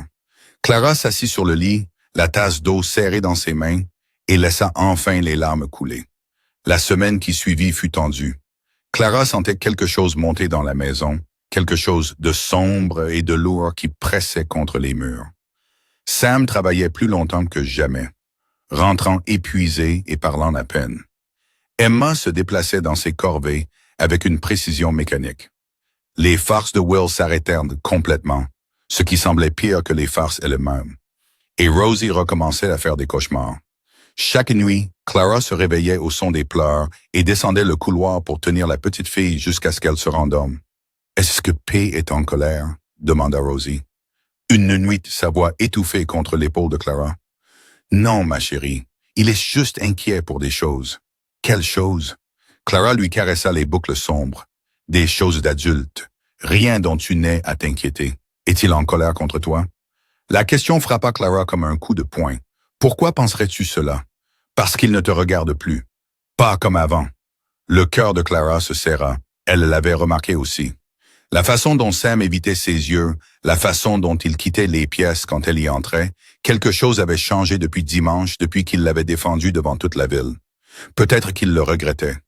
Peut-être qu'il avait réalisé que le coût de la défendre était trop élevé. « Ton père a beaucoup de choses en tête, » dit Clara prudemment. « Ça ne veut pas dire qu'il est en colère contre qui que ce soit. » Rosie resta silencieuse un moment. Puis elle leva les yeux, ses yeux bleus sérieux. « Je ne veux pas que tu partes, Miss Clara. Je ne vais nulle part. Promis. » Clara lui embrassa le front. « Promis. » Mais en retournant dans sa propre chambre, elle se demanda si c'était une promesse qu'elle pouvait tenir. Le lendemain matin, Clara entendit quelque chose qu'elle n'était pas censée entendre. Elle descendait les escaliers quand elle entendit des voix dans la cuisine. Le grondement bas de Sam et une autre voix, qu'elle ne reconnut pas. Elle s'arrêta sur les escaliers, retenant son souffle. On ne peut pas continuer comme ça. Sam, tu as à peine la tête hors de l'eau. Je me débrouille. Tu appelles ça te débrouiller? Regarde cet endroit. Regarde-toi. Tu as besoin d'aide? J'ai de l'aide. Une pause. Tu parles de la femme? Elle s'appelle Clara. Je sais comment elle s'appelle. Et toute la vallée sait comment elle s'appelle. L'autre voix masculine plus âgée soupira lourdement. Écoute, je ne suis pas là pour te dire comment vivre ta vie. Mais Cornelius Blake pose des questions. Il sait que tu es en retard sur les paiements. Il sait que tu as perdu du bétail le mois dernier. Et maintenant, il sait que tu as une femme qui vit ici et qui vient de je ne sais où, avec une réputation qui fait déjà parler les gens. L'estomac de Clara tomba. Quel est ton point? La voix de Sam était tendue. Mon point est ce que Blake tourne autour. Il veut ta terre, Sam. Il la veut depuis des années. Et si tu lui donnes une excuse, une raison de créer des ennuis, il l'utilisera. Il peut essayer. Il essaiera. C'est ce que je te dis. Un grattement de chaise. Renvoyez-la avant qu'il ne soit trop tard. Le silence s'étira. Clara se pressa contre le mur. Son cœur battait si fort qu'elle était sûre qu'il pouvait l'entendre. « Je ne la renvoie pas, » dit Sam finalement. « Elle n'a rien fait de mal. Peu importe ce qu'elle a fait.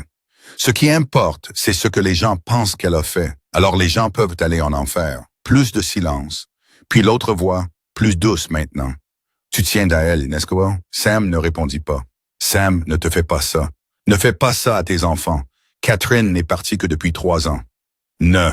La voix de Sam était assez tranchante pour couper. N'ose pas faire intervenir Catherine là-dedans. Je dis juste, je sais ce que tu dis, et je te dis de partir. Des pas. La porte de la cuisine s'ouvrit et se ferma. Clara entendit des bottes sur le porche, le craquement d'une selle de cheval, le son lointain des sabots. Elle resta figée sur les escaliers, respirant à peine. Renvoyez-la avant qu'il ne soit trop tard. Et Sam avait refusé. Mais pendant combien de temps? Combien de temps avant que la pression ne devienne trop forte? Combien de temps avant qu'il ne réalise que la garder ici lui coûtait tout? Elle remonta furtivement les escaliers avant que Sam ne puisse la surprendre à écouter. Ses mains tremblaient alors qu'elle fermait la porte de sa chambre. Elle avait besoin de réfléchir. Elle avait besoin de décider. Peut-être qu'elle devrait partir. Peut-être que ce serait mieux pour tout le monde si elle disparaissait simplement avant que les choses n'empirent. Mais alors elle pensa au bras de Rosie, autour de son cou, au sourire presque de Will, à Emma lui apportant de l'eau après l'incident de l'église. Elle pensa aux doigts de Sam sur sa joue, à sa voix rauque de sincérité. Je sais assez. Il ne pouvait pas partir. Pas encore. Pas à moins qu'il ne le lui demande. Le jour où tout a changé a commencé comme tous les autres. Clara était dans la cuisine, aidant Emma à préparer le déjeuner, quand elle réalisa que Will avait disparu. « Quelqu'un a vu ton frère ?» demanda-t-elle. Emma leva les yeux en fronçant les sourcils. « Il était dans la grange il y a 1 heure. Il n'est plus là. J'ai vérifié. C'est peut-être qu'il est allé au ruisseau. » L'estomac de Clara se serra. Will était silencieux toute la semaine. Trop silencieux. Pas de farce, pas de méfaits, pas de remarques intelligentes. Elle avait pensé qu'il se calmait enfin. Maintenant, elle se demandait si quelque chose d'autre se passait. « Je vais aller le chercher, dit-elle. Elle le chercha dans la grange, le poulailler, le puits, la clôture. Pas de signe de Will, pas de signe de Dusty non plus, le chien dépenaillé qui le suivait partout. Son cœur commença à battre. Sam. Elle le trouva dans le pâturage lointain, vérifiant un veau malade. Il leva les yeux alors qu'elle courait vers lui, son visage se crispant d'inquiétude. « Qu'est-ce qu'il y a? » « Will a disparu. Je ne le trouve nulle part. » Sam lâcha la corde qu'il tenait et bougea avant qu'elle n'ait fini de parler. « Depuis combien de temps? Je ne sais pas. Peut-être 1 heure, peut-être plus. Emma a dit qu'il était dans la grange. Bon sang. » Sam siffla vivement et son cheval trotta. « Je vais vérifier le pâturage nord. Tu retournes à la maison. Vois s'il est rentré. Sam, attends. » Clara attrapa son bras. Et s'il était arrivé quelque chose? Et s'il était blessé? La mâchoire de Sam était serrée, mais ses yeux étaient calmes, déterminés. « Nous le trouverons. Va. » Clara courut vers la maison. Emma la rencontra à la porte, le visage pâle. « L'as-tu trouvé? »« Pas encore. Ton père cherche. » Clara prit les mains d'Emma. « Pince. Will a-t-il dit quelque chose aujourd'hui? » Quelque chose d'étrange. Les yeux d'Emma se remplirent de larmes. Je ne sais pas. Emma, concentre-toi. C'est important. Le menton de la jeune fille trembla. Hier soir, murmura-t-elle. Hier soir, j'ai entendu P parler à Miguel de vendre peut-être une partie du ranch, et puis il a dit quelque chose à propos d'envoyer quelqu'un en ville pour trouver du travail. Le sang de Clara se glaça. Envoyer qui? Je ne sais pas, mais Will était dehors, près de la fenêtre. Je l'ai vu s'enfuir. La voix d'Emma se brisa. J'aurais dû dire quelque chose. J'aurais dû. Ce n'est pas ta faute. Clara serra ses mains. Reste ici avec Rosie. Je vais le trouver. Elle courut à la grange, sella le cheval le plus vieux et le plus doux, le seul qu'elle se sentait capable de monter, et partit. Elle savait d'une manière ou d'une autre où il irait. Martha avait mentionné une fois le petit cimetière sur la colline où Catherine était enterrée, où Will allait parfois quand il pensait que personne ne regardait. Clara poussa le cheval plus fort qu'elle n'aurait dû, son cœur battant à chaque foulée. Si quelque chose était arrivé à ce petit garçon en colère, difficile et effrayé, elle ne pouvait pas finir la pensée. Le cimetière apparut et elle le vit immédiatement. Une petite silhouette assise à côté d'une pierre tombale en bois usé, son chien enroulé à ses pieds. Clara descendit et s'approcha lentement, ne voulant pas l'effrayer. « Will, il ne leva pas les yeux. Va-t'en. Je ne peux pas faire ça. J'ai dit va-t'en. » Elle s'assit dans l'herbe à côté de lui, assez près pour le toucher, mais elle ne le fit pas.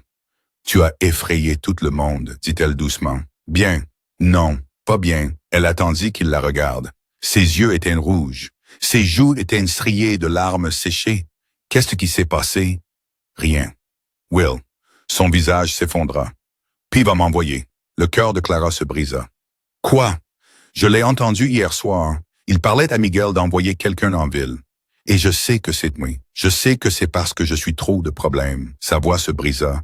La dernière dame l'a dit. Elle a dit que j'étais plus de problèmes que je ne valais. Oh, Will. Clara tendit la main et le prit dans ses bras.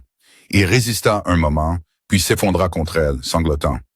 Je ne veux pas partir, cria-t-il. Je serai sage. Je promets que je serai sage. Je ne mettrai plus de serpent dans la chambre de personne. Je ne m'enfuirai pas. Je ferai tout ce que P dit. Will, écoute-moi. Clara le serra plus fort. Ton père ne t'envoie pas. Il ne t'enverrait jamais. Mais j'ai entendu. Tu as mal entendu. Elle recula, lui soulevant le menton pour qu'il la regarde. La personne que ton père parlait d'envoyer en ville, c'était probablement Miguel pour chercher des provisions ou peut-être un des autres ouvriers du ranch. Ce n'était pas toi. Comment sais-tu? Parce que ton père t'aime plus que tout au monde. La voix de Clara était féroce. J'ai vu la façon dont il te regarde. J'ai vu la façon dont il te vérifie 3 fois par nuit, même quand il pense que personne ne regarde. Tu pourrais mettre 100 serpents dans ma chambre et il ne t'enverrait toujours pas. Will la regarda, l'espoir et la peur se disputant sur son jeune visage. Vraiment, vraiment? Clara lui essuya les larmes avec son pouce. Tu n'es pas trop de problème, Will. Tu es un garçon qui manque sa mère et qui ne sait pas comment le dire. Ce n'est pas un problème. C'est juste être humain. La lèvre inférieure de Will trembla. Elle me manque tellement. Je sais. Je ne me souviens plus de son odeur. J'essaie et je ne m'en souviens pas. De nouvelles larmes coulèrent sur ses joues. Emma se souvient de tout. Mais je ne me souviens de rien. Clara le serra contre elle, le laissant pleurer sur son corps, laissant pleurer sur son épaule. Ses propres yeux brûlaient, mais elle cligna des larmes. C'est normal de ne pas se souvenir, murmura-t-elle. Ça ne veut pas dire que tu l'aimais moins. P ne parle jamais d'elle. Il devient tout silencieux et s'en va. Ton père porte son chagrin différemment. Mais ça ne veut pas dire qu'il l'a oublié. Ça fait juste trop mal pour en parler. Will resta silencieux un long moment, son petit corps secoué de sanglots étouffés. Puis il recula et la regarda avec des yeux qui semblaient plus âgés que 8 ans. Miss Clara, oui, je suis contente que tu sois venue ici, même si j'ai mis un serpent dans ta chambre. Malgré tout, Clara sourit. Je suis contente d'être venue ici aussi. Serpent et tout. Le son des sabots les fit tous deux se retourner. Sam arriva en galopant par-dessus la colline, son visage crispé par la peur, puis par un soulagement si profond qu'il transforma entièrement ses traits. Il descendit de son cheval avant qu'il ne s'arrête, traversant la distance en 3 longues enjambées et tombant à genoux à côté de Will. Puis Will commença. Sam le serra dans ses bras, le tenant si fort. Clara pensa qu'il ne le laisserait jamais partir. « Ne me refais plus jamais ça, » dit Sam, sa voix rauque. « Tu m'entends? Jamais. Je suis désolé, P. J'ai cru, Sam, sa voix se brisa. J'ai cru qu'il t'était arrivé quelque chose. J'ai cru que tu allais m'envoyer. » Sam recula, ses mains sur les épaules de Will. « Quoi? Je t'ai entendu parler à Miguel d'envoyer quelqu'un en ville. » « Will. » Le visage de Sam s'effondra. C'était à propos du frère de Miguel.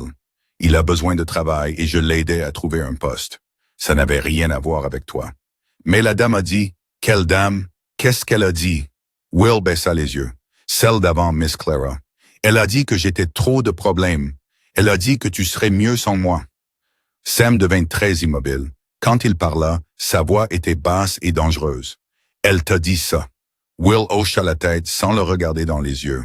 Sam lui prit le visage dans ses mains, forçant Will à le regarder. « Écoute-moi, dit-il. Écoute bien. Tu es mon fils, mon sang. Rien dans ce monde, rien ne pourrait jamais me faire t'envoyer. Tu comprends? Oui, monsieur. Je t'aime, Will.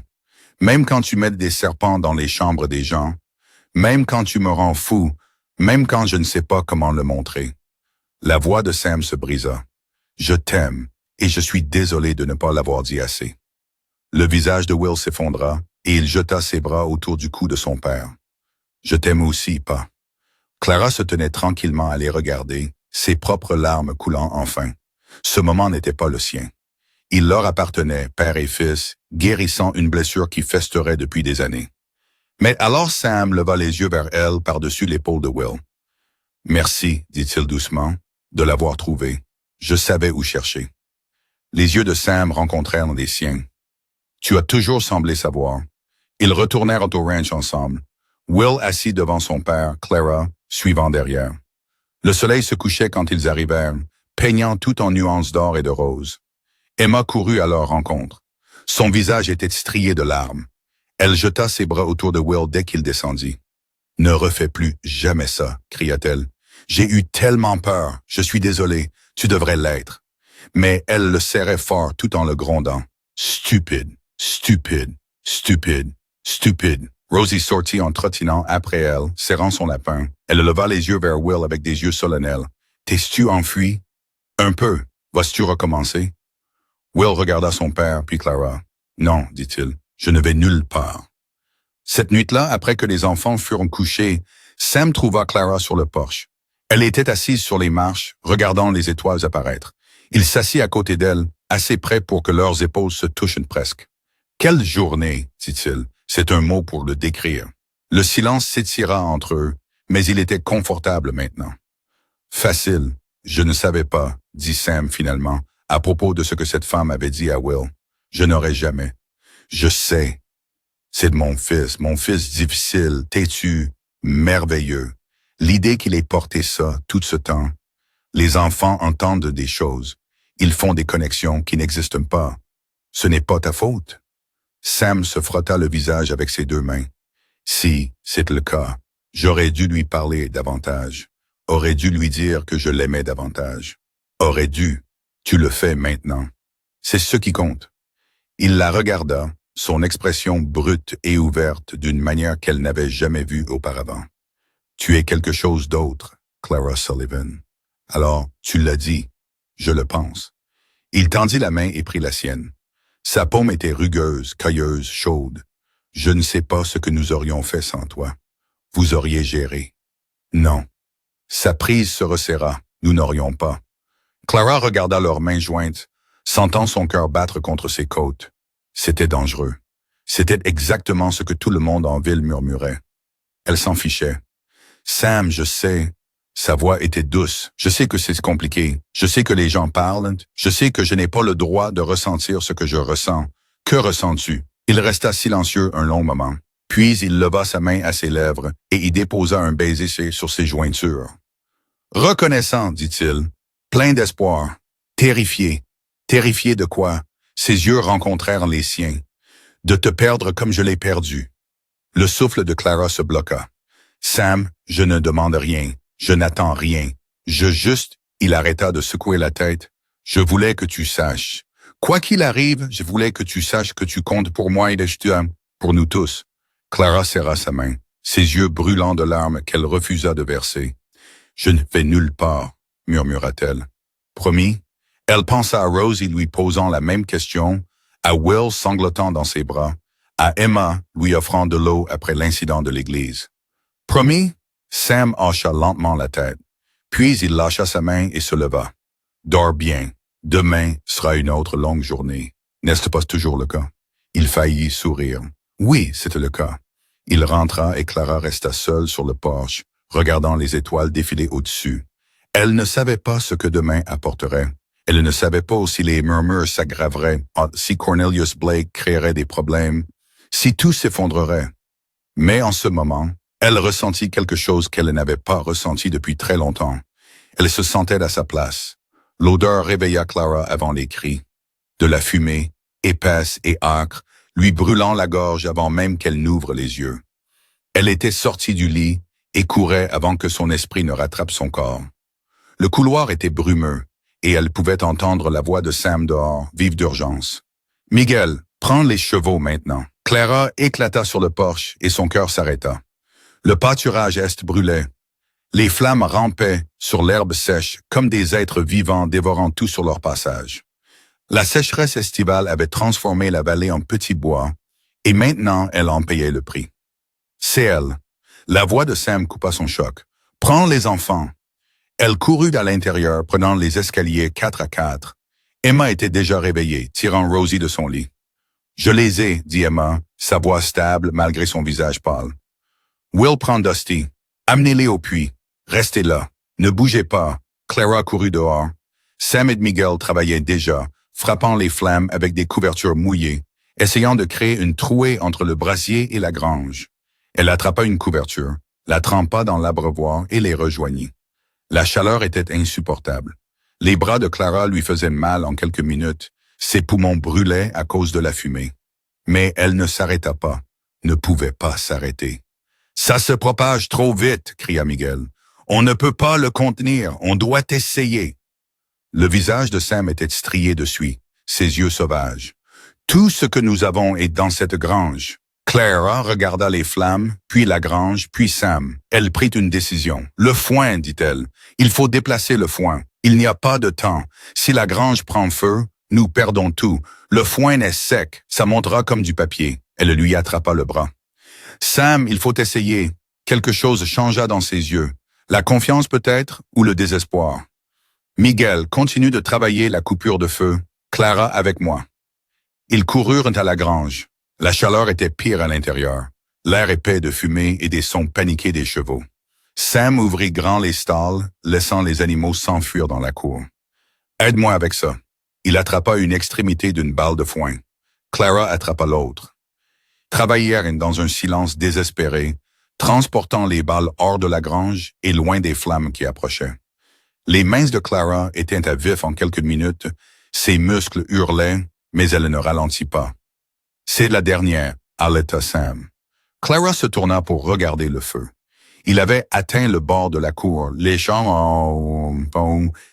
maintenant les poteaux de clôture, mais la coupure de feu tenait à peine. « Ça ralentit », dit-elle. Sam ne répondit pas. Il fixait les flammes avec une expression qu'elle ne pouvait pas déchiffrer. « Sam, elle est toujours là. » Le sang de Clara se glaça. « Quoi? Catherine? » Sa voix était creuse. Je l'ai enterrée dans le pâturage est sous le vieux chêne. Les flammes consumaient le pâturage est, l'endroit où sa femme était enterrée. « Sam, je sais. » Sa mâchoire se serra. « Je sais qu'il n'y a rien que je puisse faire. Je sais qu'elle est déjà partie, mais la regarder brûler. » Sa voix se brisa. C'est comme la perdre encore une fois. Clara tendit la main et prit la sienne. Ses doigts étaient rugueux, cloqués par le feu, mais ils se refermèrent sur les siens comme si elle était la seule chose solide au monde. « Elle n'est pas là, » dit Clara doucement. « Pas vraiment.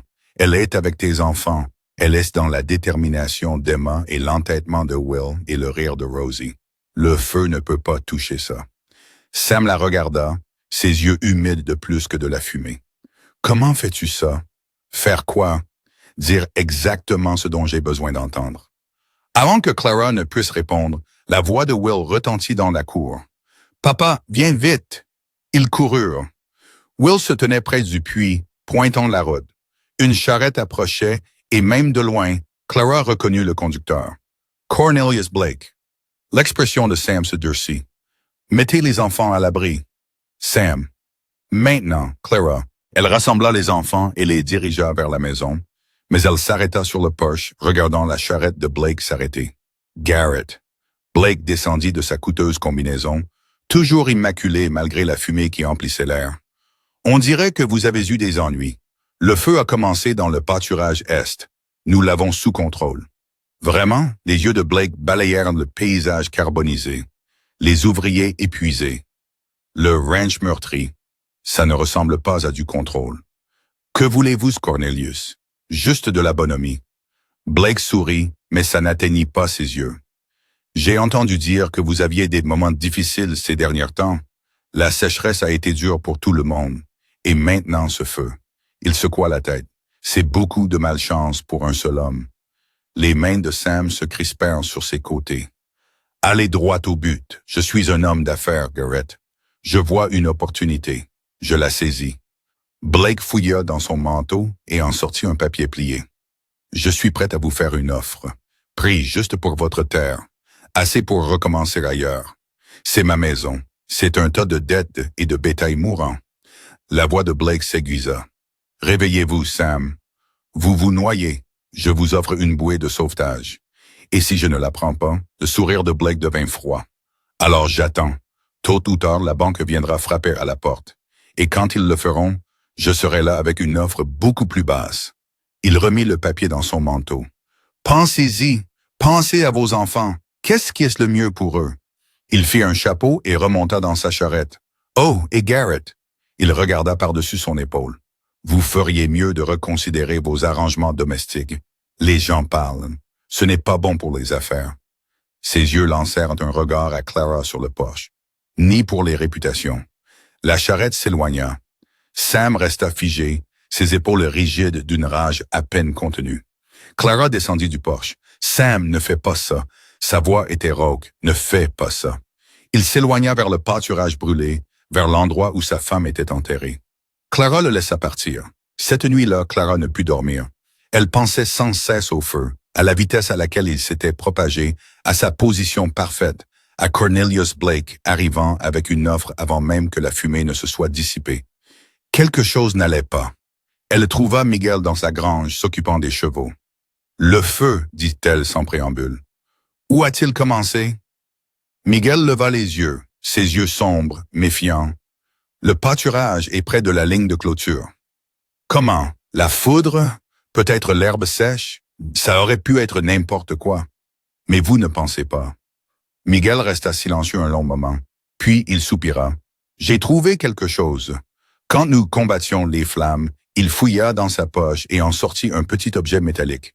Une allumette Lucifer qui sentait encore le soufre. Le sang de Clara se glaça. Quelqu'un l'a allumé délibérément. Je ne sais pas. Peut-être, peut-être pas. Miguel remit l'allumette dans sa poche. Je ne l'ai pas encore dit au patron. Il a assez de soucis. Tu dois le lui dire. Et dire quoi? Que quelqu'un a essayé de brûler son ranch?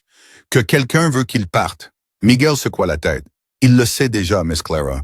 Il le sait depuis que Blake est arrivé ce matin. Clara pensa à Sam marchant seul vers la tombe de sa femme. Le poids sur ses épaules, le chagrin dans ses yeux. Qu'est-ce qu'il va faire? Que peut-il faire?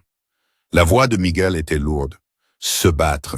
C'est tout ce que nous pouvons faire. Clara trouva Sam dans la grange le lendemain matin. Il était assis sur une balle de foin, la tête dans les mains, les épaules secouées. Pendant un moment, Clara pensa qu'il pleurait. Puis elle réalisa que c'était pire. Il riait. Sam. Il leva les yeux. Ses yeux étaient rouges. Son visage était ravagé, mais il y avait quelque chose de sauvage dans son expression. « Sais-tu quel jour nous sommes? » « Mardi. Ça fait 3 ans. » Sa voix se brisa sur les mots. 3 ans depuis la mort de Catherine. J'allais porter des fleurs à sa tombe. Il rit encore, creux et brisé. Je ne peux même pas faire ça maintenant. Le feu à tout prix. Clara s'assit à côté de lui. Elle ne le toucha pas, ne parla pas, juste assise. Je l'ai tué. Sam, quoi. Elle est entrée en travail avec Rosie. C'était difficile, plus difficile que les autres. Je savais que quelque chose n'allait pas. Je savais que je devais l'emmener en ville chez le médecin, mais elle a dit qu'elle allait bien. Elle a dit qu'elle avait déjà fait ça. Sa voix tomba à un murmure. Je l'ai cru. Le corps de Clara se serra. Sam, quand j'ai réalisé à quel point c'était grave, il était trop tard. Elle a saigné trop. Personne ne pouvait rien faire. Il regarda Clara, ses yeux rougis par une vieille douleur. Je l'ai tenue pendant qu'elle mourait. Elle m'a fait promettre de prendre soin des enfants, m'a fait promettre de continuer. Sa mâchoire se serra. Certains jours, je ne sais pas comment. Clara tendit la main et prit la sienne. Il tressaillit, mais ne se retira pas. « Tu ne l'as pas tué, dit-elle doucement. Tu l'aimais. Tu lui faisais confiance. Ce n'est pas la même chose. J'aurais dû savoir. Savoir quoi? Que quelque chose allait mal tourner.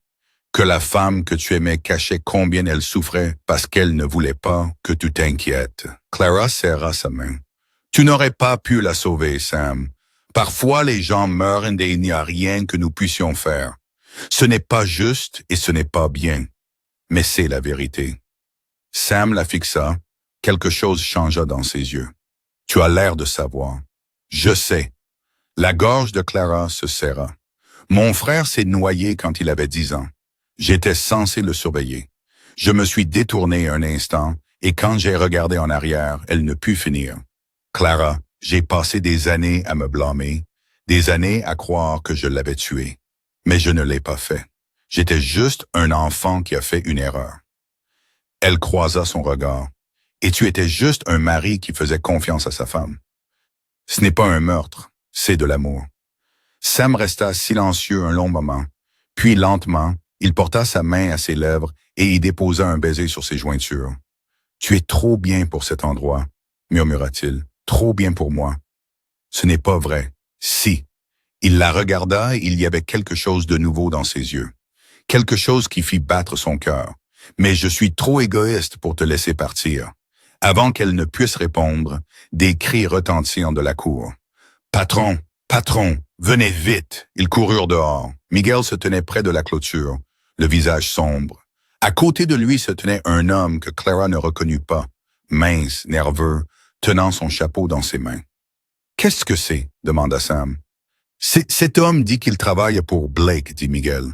Il dit qu'il a quelque chose à vous dire. » L'expression de Sam se durcit. « Parlez. » L'homme mince déglutit difficilement. « Monsieur Blake, il ne m'a pas envoyé. Je suis venu de moi-même. Ce qu'il fait, ce n'est pas bien. Qu'est-ce qu'il fait? » Le feu, la voix de l'homme baissa. Il a payé quelqu'un pour le déclencher. Il a dit qu'il fallait vous amollir, vous rendre assez désespéré pour vendre. Clara sentit le sang quitter son visage. Elle regarda Sam. Son expression n'avait pas changé, mais ses mains s'étaient crispées en poing sur ses côtés. « Vous avez une preuve. »« Je l'ai entendu parler à son contremaître le jour avant le feu, » dit-il. L'homme hésita. Il a dit « Si un peu de fumée n'a pas suffi, il y avait d'autres moyens pour faire entendre raison à un homme. » « Quels autres moyens? » L'homme regarda Clara. Ses yeux étaient pleins de peur. Il a dit quelque chose à propos de la femme, à propos de s'assurer qu'elle ne pourrait pas rester. Sam bougea si vite que Clara le vit à peine. Il attrapa l'homme par le col et le plaqua contre la clôture. Qu'a-t-il dit exactement à son sujet? Je ne sais pas. Je le jure. Il a juste dit qu'il a dit qu'un scandale réglerait tout. Qu'aucune femme décente ne pourrait rester après que les gens aient commencé à parler. La mâchoire de Sam se serra. Il relâcha l'homme d'une poussée. « Sortez d'ici avant que je ne change d'avis sur le fait de vous laisser partir. » L'homme s'éloigna en rampant, courant pratiquement vers la route. Miguel regarda Sam. « Que voulez-vous faire, patron? » Sam ne répondit pas. Il regardait au loin, son visage sculpté dans la pierre. « Sam. » Clara toucha son bras. « Qu'allez-vous faire? » Quand il la regarda, ses yeux étaient durs, déterminés. « Je vais mettre fin à ça. » Il écrivit cet après-midi-là. Clara le regarda partir, le cœur dans la gorge. « Où va P? » demanda Will, venant se tenir à côté d'elle pour s'occuper de quelque chose. « Est-ce qu'il revient? » Clara serra le garçon contre elle. « Toujours. » Mais en regardant Sam disparaître par-delà la crête, elle ne put secouer le sentiment que tout allait changer. Les heures s'écoulèrent lentement. Clara occupa les enfants, aidant Emma à repriser, jouant avec Rosie, laissant Will aider Miguel aux corvées du soir. Mais ses yeux ne cessaient de dériver vers la route, attendant le retour de Sam. Le soleil se coucha, les étoiles sortirent. Toujours pas de Sam. Miss Clara. Rosie tira sur sa manche. « J'ai sommeil. Je sais, ma chérie. Allons te mettre au lit. » Clara porta la petite fille à l'étage, l'aborda, lui embrassa le front. Will et Emma étaient déjà dans leur chambre. La maison était silencieuse, sauf pour le craquement du bois qui se tasse. Elle était sur le point de redescendre quand elle l'entendit. Des sabots sur la route, rapides. Clara courut à la fenêtre. Un cavalier approchait. Sam. Elle le rencontra à la porte. Son visage était sombre, ses vêtements poussiéreux. Mais il y avait quelque chose de différent dans ses yeux. Quelque chose de plus léger. Qu'est-il arrivé? C'est fait. Il entra, enlevant son chapeau. Blake ne nous dérangera plus. Qu'avez-vous fait? J'ai eu une conversation. Un fantôme de sourire traversa son visage. Il s'avère que le contremaître de Blake était prêt à parler pour le bon prix. Maintenant, j'ai assez de preuves pour aller voir le shérif. Sera-ce suffisant? Ce sera suffisant pour l'occuper un moment.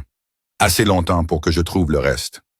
Il tendit la main et lui prit le visage dans ses mains. Assez longtemps pour que je fasse de mon homme.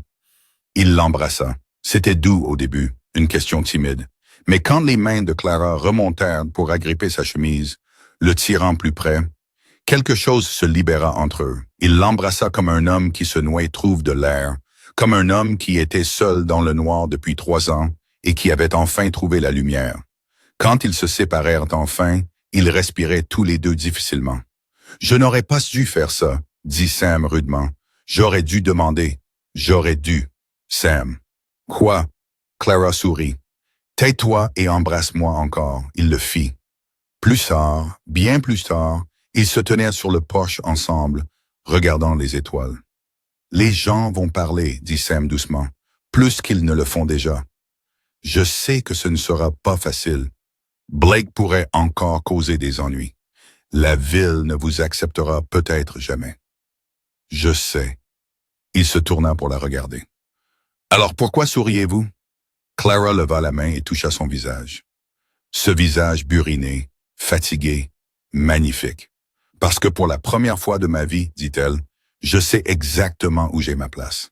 Sam la serra contre lui, ses bras l'enlaçant comme s'il n'avait jamais eu l'intention de la lâcher. « Bienvenue chez toi », murmura-t-il contre ses cheveux. « Bienvenue chez toi. » La nouvelle se répandit comme une traînée de poudre à travers Copper Creek. Cornelius Blake avait été arrêté.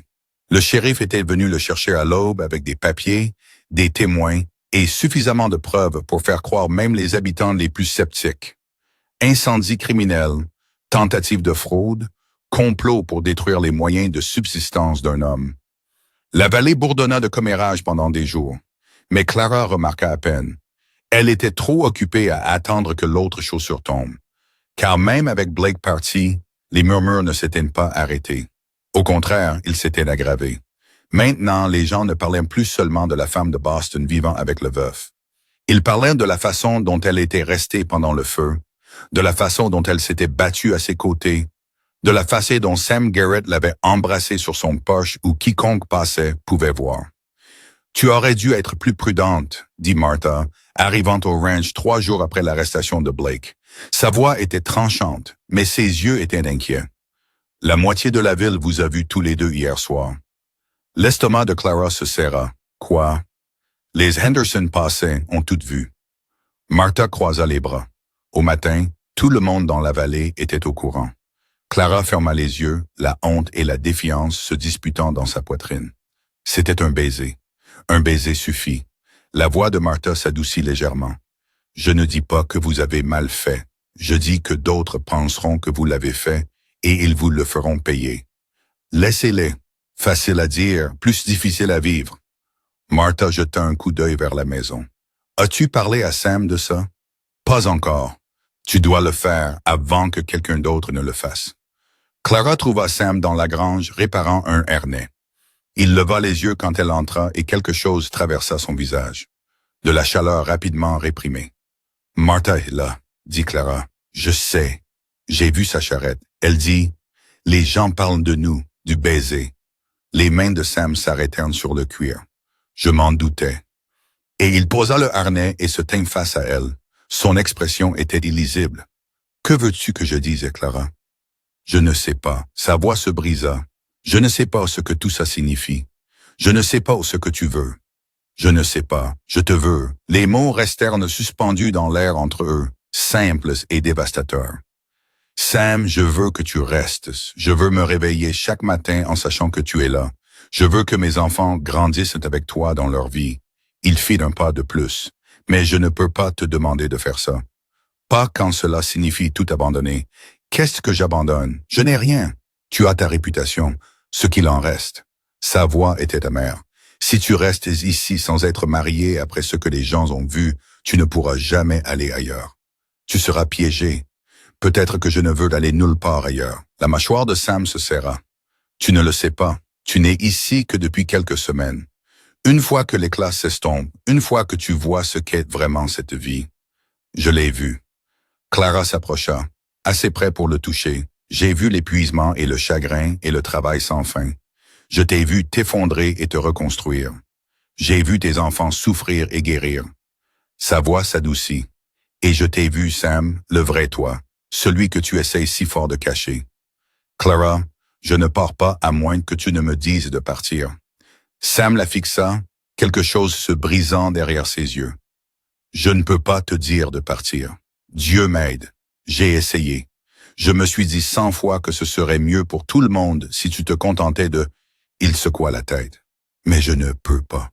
Je ne peux pas te laisser partir, alors ne le fais pas. Il la prit dans ses bras, la serrant contre lui, ses bras l'enlaçant comme si elle était la seule chose solide dans un monde qui ne cessait de vaciller sous ses pieds. Ça va être difficile, murmura-t-il contre ses cheveux. Je sais que les gens ne l'accepteront pas facilement.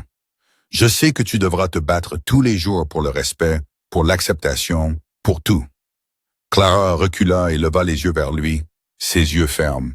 Je me bats toute ma vie, Sam. Au moins maintenant, j'ai quelque chose pour quoi il vaut la peine de se battre. Mais le lendemain matin, tout a changé. Clara descendit pour trouver Emma assise à la table de la cuisine, une lettre à la main. Le visage de la jeune fille était pâle, ses yeux rougis. Emma, qu'est-ce qui ne va pas? Emma leva les yeux. Pendant un moment, elle ne parla pas. Puis elle tendit la lettre. Elle est arrivée ce matin de tante Ruth, la sœur de P. à Denver. Clara prit la lettre, la parcourant rapidement. Son sang se glaça. Elle veut vous emmener, vous trois. Elle dit que P. ne peut pas s'occuper de nous correctement.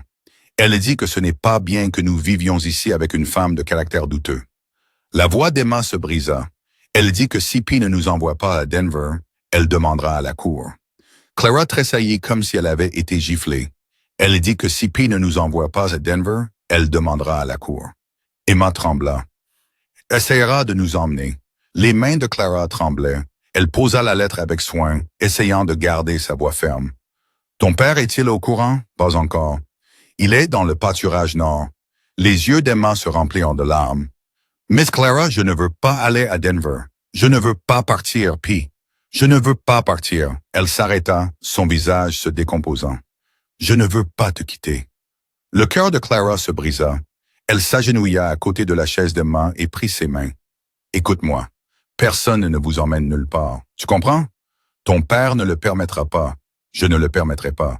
Mais si la cour dit, la cour ne dira rien. Ton père est un homme bon qui aime ses enfants. C'est ce qui compte.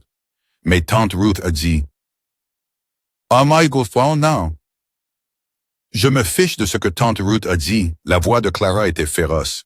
Tu appartiens à ta famille ici, et je ferai tout ce qu'il faut pour m'assurer que tu restes. Emma la fixa, les larmes coulant sur son visage. Puis elle jeta ses bras autour du cou de Clara et s'accrocha comme si elle se noyait. « Je suis désolé, » sanglota Emma. « Je suis désolé d'avoir été si méchante avec toi. Je suis désolé de ne pas t'avoir voulu ici. J'avais peur et ma maman me manquait et je pensais, chut. » Clara lui caressa les cheveux, ses propres yeux brûlants. « Tout va bien. Je comprends. Je ne veux pas que tu partes. S'il te plaît, ne pars pas. Je ne vais nulle part, ma chérie. Je le promets. » La réaction de Sam fut pire que ce que Clara avait craint. Il lut la lettre en silence, son visage se durcissant comme de la pierre. Quand il eut fini, il froissa le papier dans son poing et le jeta dans le feu. Elle n'a aucun droit, Sam. Ruth ne s'est jamais souciée de ses enfants.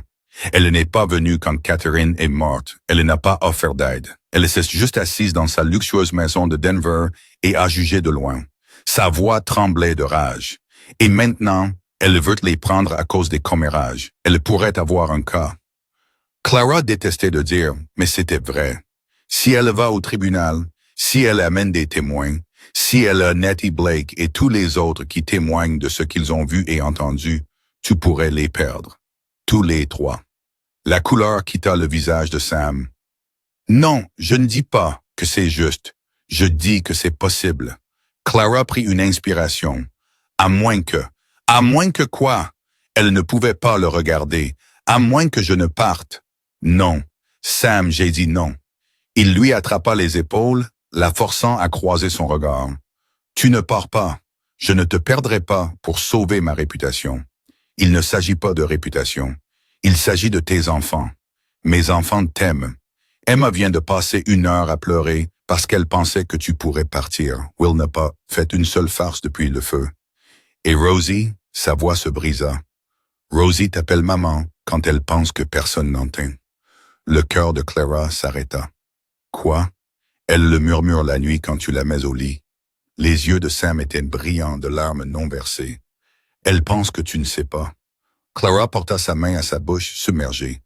Tu ne peux pas partir, dit Sam. Tu ne peux pas. Ça les détruirait. Ça me détruirait. Alors que faisons-nous?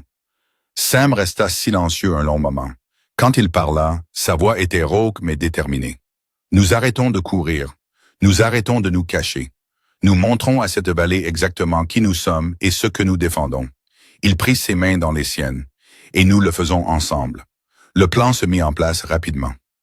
L'église du dimanche, toute la famille assise dans le premier banc, et tout le monde pouvait les voir.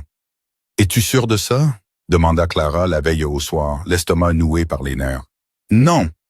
Sam sourit presque. « Mais je le fais quand même. Tout le monde dans la ville regardera. »« Bien. Laissez-les regarder. » Clara resta éveillée une bonne partie de la nuit, repensant à chaque catastrophe possible. Il serait moqué. Il serait rejeté. Il serait chassé de la vallée. Mais quand elle s'endormit enfin, elle rêva de Catherine, une femme qu'elle n'avait jamais rencontrée, et qui lui parlait d'une voix comme le vent dans l'herbe. « Prenez soin d'eux, ils ont besoin de toi. Il a besoin de toi. »« Je le ferai, » promit Clara. « Je le ferai. » Le dimanche matin se leva clair et lumineux. Clara s'habilla de sa plus belle robe, celle qu'elle gardait, celle qui avait encore l'air presque neuve. Emma l'aida à se coiffer, ses petits doigts étonnamment doux. « Tu es jolie, Miss Clara. »« Merci, ma chérie. »« As-tu peur? » Terrifiée. Emma sourit un peu. « Moi aussi. » Mais P dit qu'être courageux ne signifie pas ne pas avoir peur. La gorge de Clara se serra. « Ton père est un homme intelligent. Je sais. » Emma serra sa main. « C'est pourquoi il t'a choisi. » Le trajet en ville ressemblait à une procession funèbre. Will était assis rigide à côté de Sam, son jeune visage déterminé. Emma tenait Rosie sur ses genoux, la petite Phil serrant son lapin les mains blanches, et Clara était assise droite sur le siège de la charrette, son cœur battant si fort qu'elle était sûre que tout le monde pouvait l'entendre. L'église se remplissait déjà quand ils arrivèrent. Les gens se tournèrent pour regarder quand Sam aida Clara à descendre de la charrette. Des murmures parcoururent la foule comme des vagues. Il l'a amenée, sans honte, ces pauvres enfants. Clara garda le menton levé, les yeux fixés devant elle. La main de Sam trouva le bas de son dos, la stabilisant. « Prête, murmura-t-il. « Non bien, moi non plus. » Ils entrèrent dans l'église ensemble. Le silence était assourdissant. Tous les yeux de la pièce les suivirent alors qu'ils descendaient l'allée centrale. Clara pouvait sentir le jugement, la désapprobation, l'indignation vertueuse émanant des bancs. Sam ne s'arrêta pas avant d'atteindre la première rangée. La rangée qui avait appartenu à Catherine, la rangée qui était restée vide pendant 3 ans. Il s'écarta pour laisser Clara entrer en premier. Pendant un moment, elle hésita. C'était la place de Catherine, le siège de Catherine. La femme qui était morte en donnant la vie à l'enfant qui s'accrochait maintenant à la jupe de Clara. Puis elle sentit une petite main se glisser dans la sienne. Elle baissa les yeux. Rosie lui souriait, ses yeux bleus brillants de confiance. « Ça va, maman, » murmura-t-elle. « Je vais m'asseoir avec toi. » Le cœur de Clara se brisa et se reconstruisit en l'espace d'un souffle. Elle serra la main de Rosie et s'assit dans le banc. Le service commença. Le révérend Whitmore était un grand homme aux yeux gentils et à la voix qui portait dans tous les coins de la petite église. Il parla de foi, de pardon, de l'importance de la communauté. Puis il fit une pause. « Je veux parler aujourd'hui de quelque chose qui me pèse sur le cœur. » Il dit quelque chose qui nous pèse sur le cœur à tous, que nous l'admettions ou non. Clara sentit Sam se tendre à côté d'elle. Il y a une histoire dans la Bible. Le révérend continua sur une femme surprise en péché. Les gens voulaient la lapider. Ils étaient si certains de sa culpabilité, si désireux de rendre jugement. Mais Jésus dit quelque chose qui changea tout.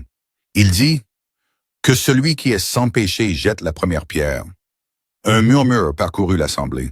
« Nous avons beaucoup jeté de pierres ces derniers temps, » dit doucement le révérend Whitmore. « Nous avons murmuré, jugé et décidé que nous connaissions la vérité sur des gens à qui nous n'avons même jamais parlé. Nous étions tellement occupés à protéger notre propre justice que nous avons oublié ce que signifie être vraiment juste. » Ses yeux balayèrent l'assemblée, s'arrêtant brièvement sur Clara. La justice ne consiste pas à se garder propre. Il s'agit d'aider les autres. Il s'agit de voir le meilleur chez les gens, même quand ils sont à leur pire. Il s'agit d'accueillir l'étranger, pas de le chasser. Derrière Clara, quelqu'un se déplaça inconfortablement. « J'ai regardé une famille de notre communauté lutter ces 3 dernières années, » dit le révérend. « Un homme qui a perdu sa femme, des enfants qui ont perdu leur mère, et j'ai vu comment ils ont souffert, comment ils ont essayé de tenir bon quand tout s'effondrait. Sa voix s'adoucit, puis j'ai vu quelqu'un de nouveau entrer dans leur vie, Quelqu'un qui est venu sans rien d'autre que son propre courage et sa volonté d'aider. Je l'ai vu s'occuper de ses enfants, travailler aux côtés de cet homme, devenir partie intégrante de cette famille. Et j'ai vu cette communauté répondre non pas avec bienvenue, mais avec suspicion, non pas avec compassion, mais avec cruauté. La voix de Nettie Blake coupa le silence. Révérend, avec tout le respect que je vous dois, Madame Blake, je parle. L'Église se tue. Je ne dis pas que nous devons ignorer la bienséance, continua le révérend Whitmore. Je dis que nous devons examiner nos propres cœurs avant de condamner les autres. Je dis que l'amour, le vrai amour, celui qui se sacrifie, sert et reste, n'est pas quelque chose à juger. C'est quelque chose à célébrer. Martha Jenkins se leva. Le cœur de Clara s'arrêta. J'ai quelque chose à dire. Martha, siffla quelqu'un. Non, laissez-moi parler. La voix de Martha était ferme. J'ai été l'une des premières à murmurer à propos de Miss Sullivan. J'étais méfiante, j'étais méchante, et j'avais tort. Elle se tourna pour faire face à l'Assemblée. J'ai vu cette jeune femme travailler plus dur que n'importe quel ouvrier que j'ai jamais vu. Je l'ai vue aimer ses enfants comme s'ils étaient des siens. Je l'ai vue affronter notre jugement avec plus de grâce que nous le méritions. La voix de Martha se brisa. Et je l'ai vue rendre cette famille entière à nouveau. Elle regarda Clara, son visage buriné s'adoucissant. Miss Sullivan, je vous dois des excuses. Nous tous, vous êtes venus ici à la recherche d'un nouveau départ et nous avons rendu les choses aussi difficiles que possible. C'était mal et je suis désolé. Clara ne pouvait pas parler. Des larmes coulaient sur son visage et elle ne prit pas la peine de les essuyer. Une autre femme se leva, puis une autre, puis un vieil homme à qui Clara n'avait jamais parlé et qui s'éclaircit la gorge et dit « Je me souviens quand Catherine est morte. Sam Garrett s'est presque tué à essayer de maintenir ce ranch ensemble. Il m'a semblé qu'il méritait de l'aide. Il m'a semblé que ses enfants méritaient une mère. » D'autres voix se joignirent. Pas tout le monde. Nettie Blake resta rigide sur son banc, son visage comme de la pierre, mais assez pour changer le poids de la pièce, assez pour changer quelque chose. Le révérend Whitmore sourit. Il semble que l'Assemblée ait parlé, dit-il. Prions maintenant. Après le service, les gens s'approchèrent de Clara et Sam avec des poignées de main et des excuses maladroites. Certaines étaient sincères. D'autres étaient motivées par la culpabilité ou la peur d'être du mauvais côté de l'opinion publique. Clara les accepta tous avec la même grâce, mais ce fut Martha qui la prit à part, prenant les deux mains de Clara dans sa poigne burinée. « J'ai pensé ce que j'ai dit, » dit doucement la vieille femme. « J'avais tort à ton sujet. Catherine était de mon amie et je pensais qu'aimer quelqu'un de nouveau signifiait oublier quelqu'un d'ancien. Mais ce que n'est pas comme ça que l'amour fonctionne, n'est-ce pas? » « Non, dit Clara, ce n'est pas le cas. » Martha serra ses mains. Catherine t'aurait aimé. Elle aurait été contente. Sa voix se brisa. Elle aurait été contente que sa famille t'ait trouvé. Elle s'éloigna avant que Clara ne puisse répondre. Sam apparut à ses côtés, sa main trouvant la sienne. « Tu vas bien? » « Je ne sais pas. » Clara rit un peu sauvagement. « Est-ce réel? Est-ce que ça vient de se passer? » Ça m'a semblé réel. Je pensais qu'il nous détruirait, moi aussi. Sam la serra contre lui, là dans le cimetière de l'église où tout le monde pouvait voir. Mais je pense que nous sommes peut-être plus difficiles à détruire que nous ne le pensions. 2 semaines plus tard, l'été commença à s'estomper. Clara se tenait sur le porche, regardant les enfants jouer dans la cour. Emma lisait sous le vieil arbre, lisant de toutes choses. La fille qui avait à peine parlé à Clara dévorait maintenant des livres aussi vite que Clara pouvait en trouver. Miss Clara regarde. Will accourut, la poussière sur ses talons, une chaîne de poissons pendant sa main. Je les ai attrapés moi-même, toute seule. Ils sont magnifiques. Clara admira les poissons comme il se doit. Ton père sera si fier. Tu crois? Je sais. Will rayonna vraiment, cet enfant en colère qui avait autrefois mis des serpents dans sa chambre et s'était enfui pour montrer à Emma. La porte s'ouvrit derrière elle. Sam sortit, une tasse de café dans chaque main. Il en tendit une à Clara et s'assit à côté d'elle sur la rambarde du porche. « Rosie fait la sieste, dit-il. Elle s'est enfin épuisée. Elle s'est levée tôt ce matin. Je sais. Elle voulait aider au petit déjeuner. » Sam sourit. Elle a brûlé les œufs. Elle était si fière d'elle-même. Claire rit. Elle apprendra. Elle a un bon professeur. Ils restèrent dans un silence confortable, regardant les enfants. La veillée s'étendait devant eux, dorée dans la lumière de fin d'après-midi. Quelque part au loin, un faucon appela Sam. « Ouais, je suis heureux. » Il se tourna pour la regarder. Son visage était plus doux maintenant qu'il ne l'était quand elle est arrivée. Les lignes de chagrin s'estompèrent, les ombres dans ses yeux s'éclaircirent. « Je sais, dit-il. Moi aussi. Je ne pensais pas que je le serais. Je suis venu ici en attendant rien, en espérant rien. » Clara posa sa tasse de café et se tourna pour lui faire face entièrement. « Et maintenant, j'ai tout. » Sam tendit la main et toucha son visage, son pouce calleux traçant la ligne de sa joue. « Épouse-moi. » Le cœur de Clara s'arrêta. « Quoi? Je sais que c'est trop tôt. Je sais que les gens vont parler. Je sais qu'il y a 100 raisons d'attendre. » Il soutint son regard. « Mais j'en ai marre d'attendre. J'en ai marre d'être prudente. Je veux que tu sois ma femme. Je veux que tu sois leur mère. Je veux que sa voix se brisât. Je veux arrêter d'avoir peur de vouloir des choses. » Clara le fixa, les larmes brouillant sa vision. « Tu veux m'épouser plus que tout. Même après tout, le scandale, les commérages, Blake, ta sœur, à cause de tout. » Sam prit ses 2 mains dans les siennes. « Tu t'es tenu à mes côtés pendant tout ça. Tu t'es battu pour mes enfants. Tu as refait de cette maison un foyer. Tu m'as fait croire. » Il secoua la tête. « Tu m'as fait croire que je mérite d'être heureux à nouveau. » Clara pensa à tout ce qu'elle avait perdu. Sa réputation, sa famille, sa maison. Elle pensa au long voyage vers l'Ouest, à la peur et à l'incertitude, aux nuits où elle se demandait si elle appartiendrait un jour à nouveau quelque part.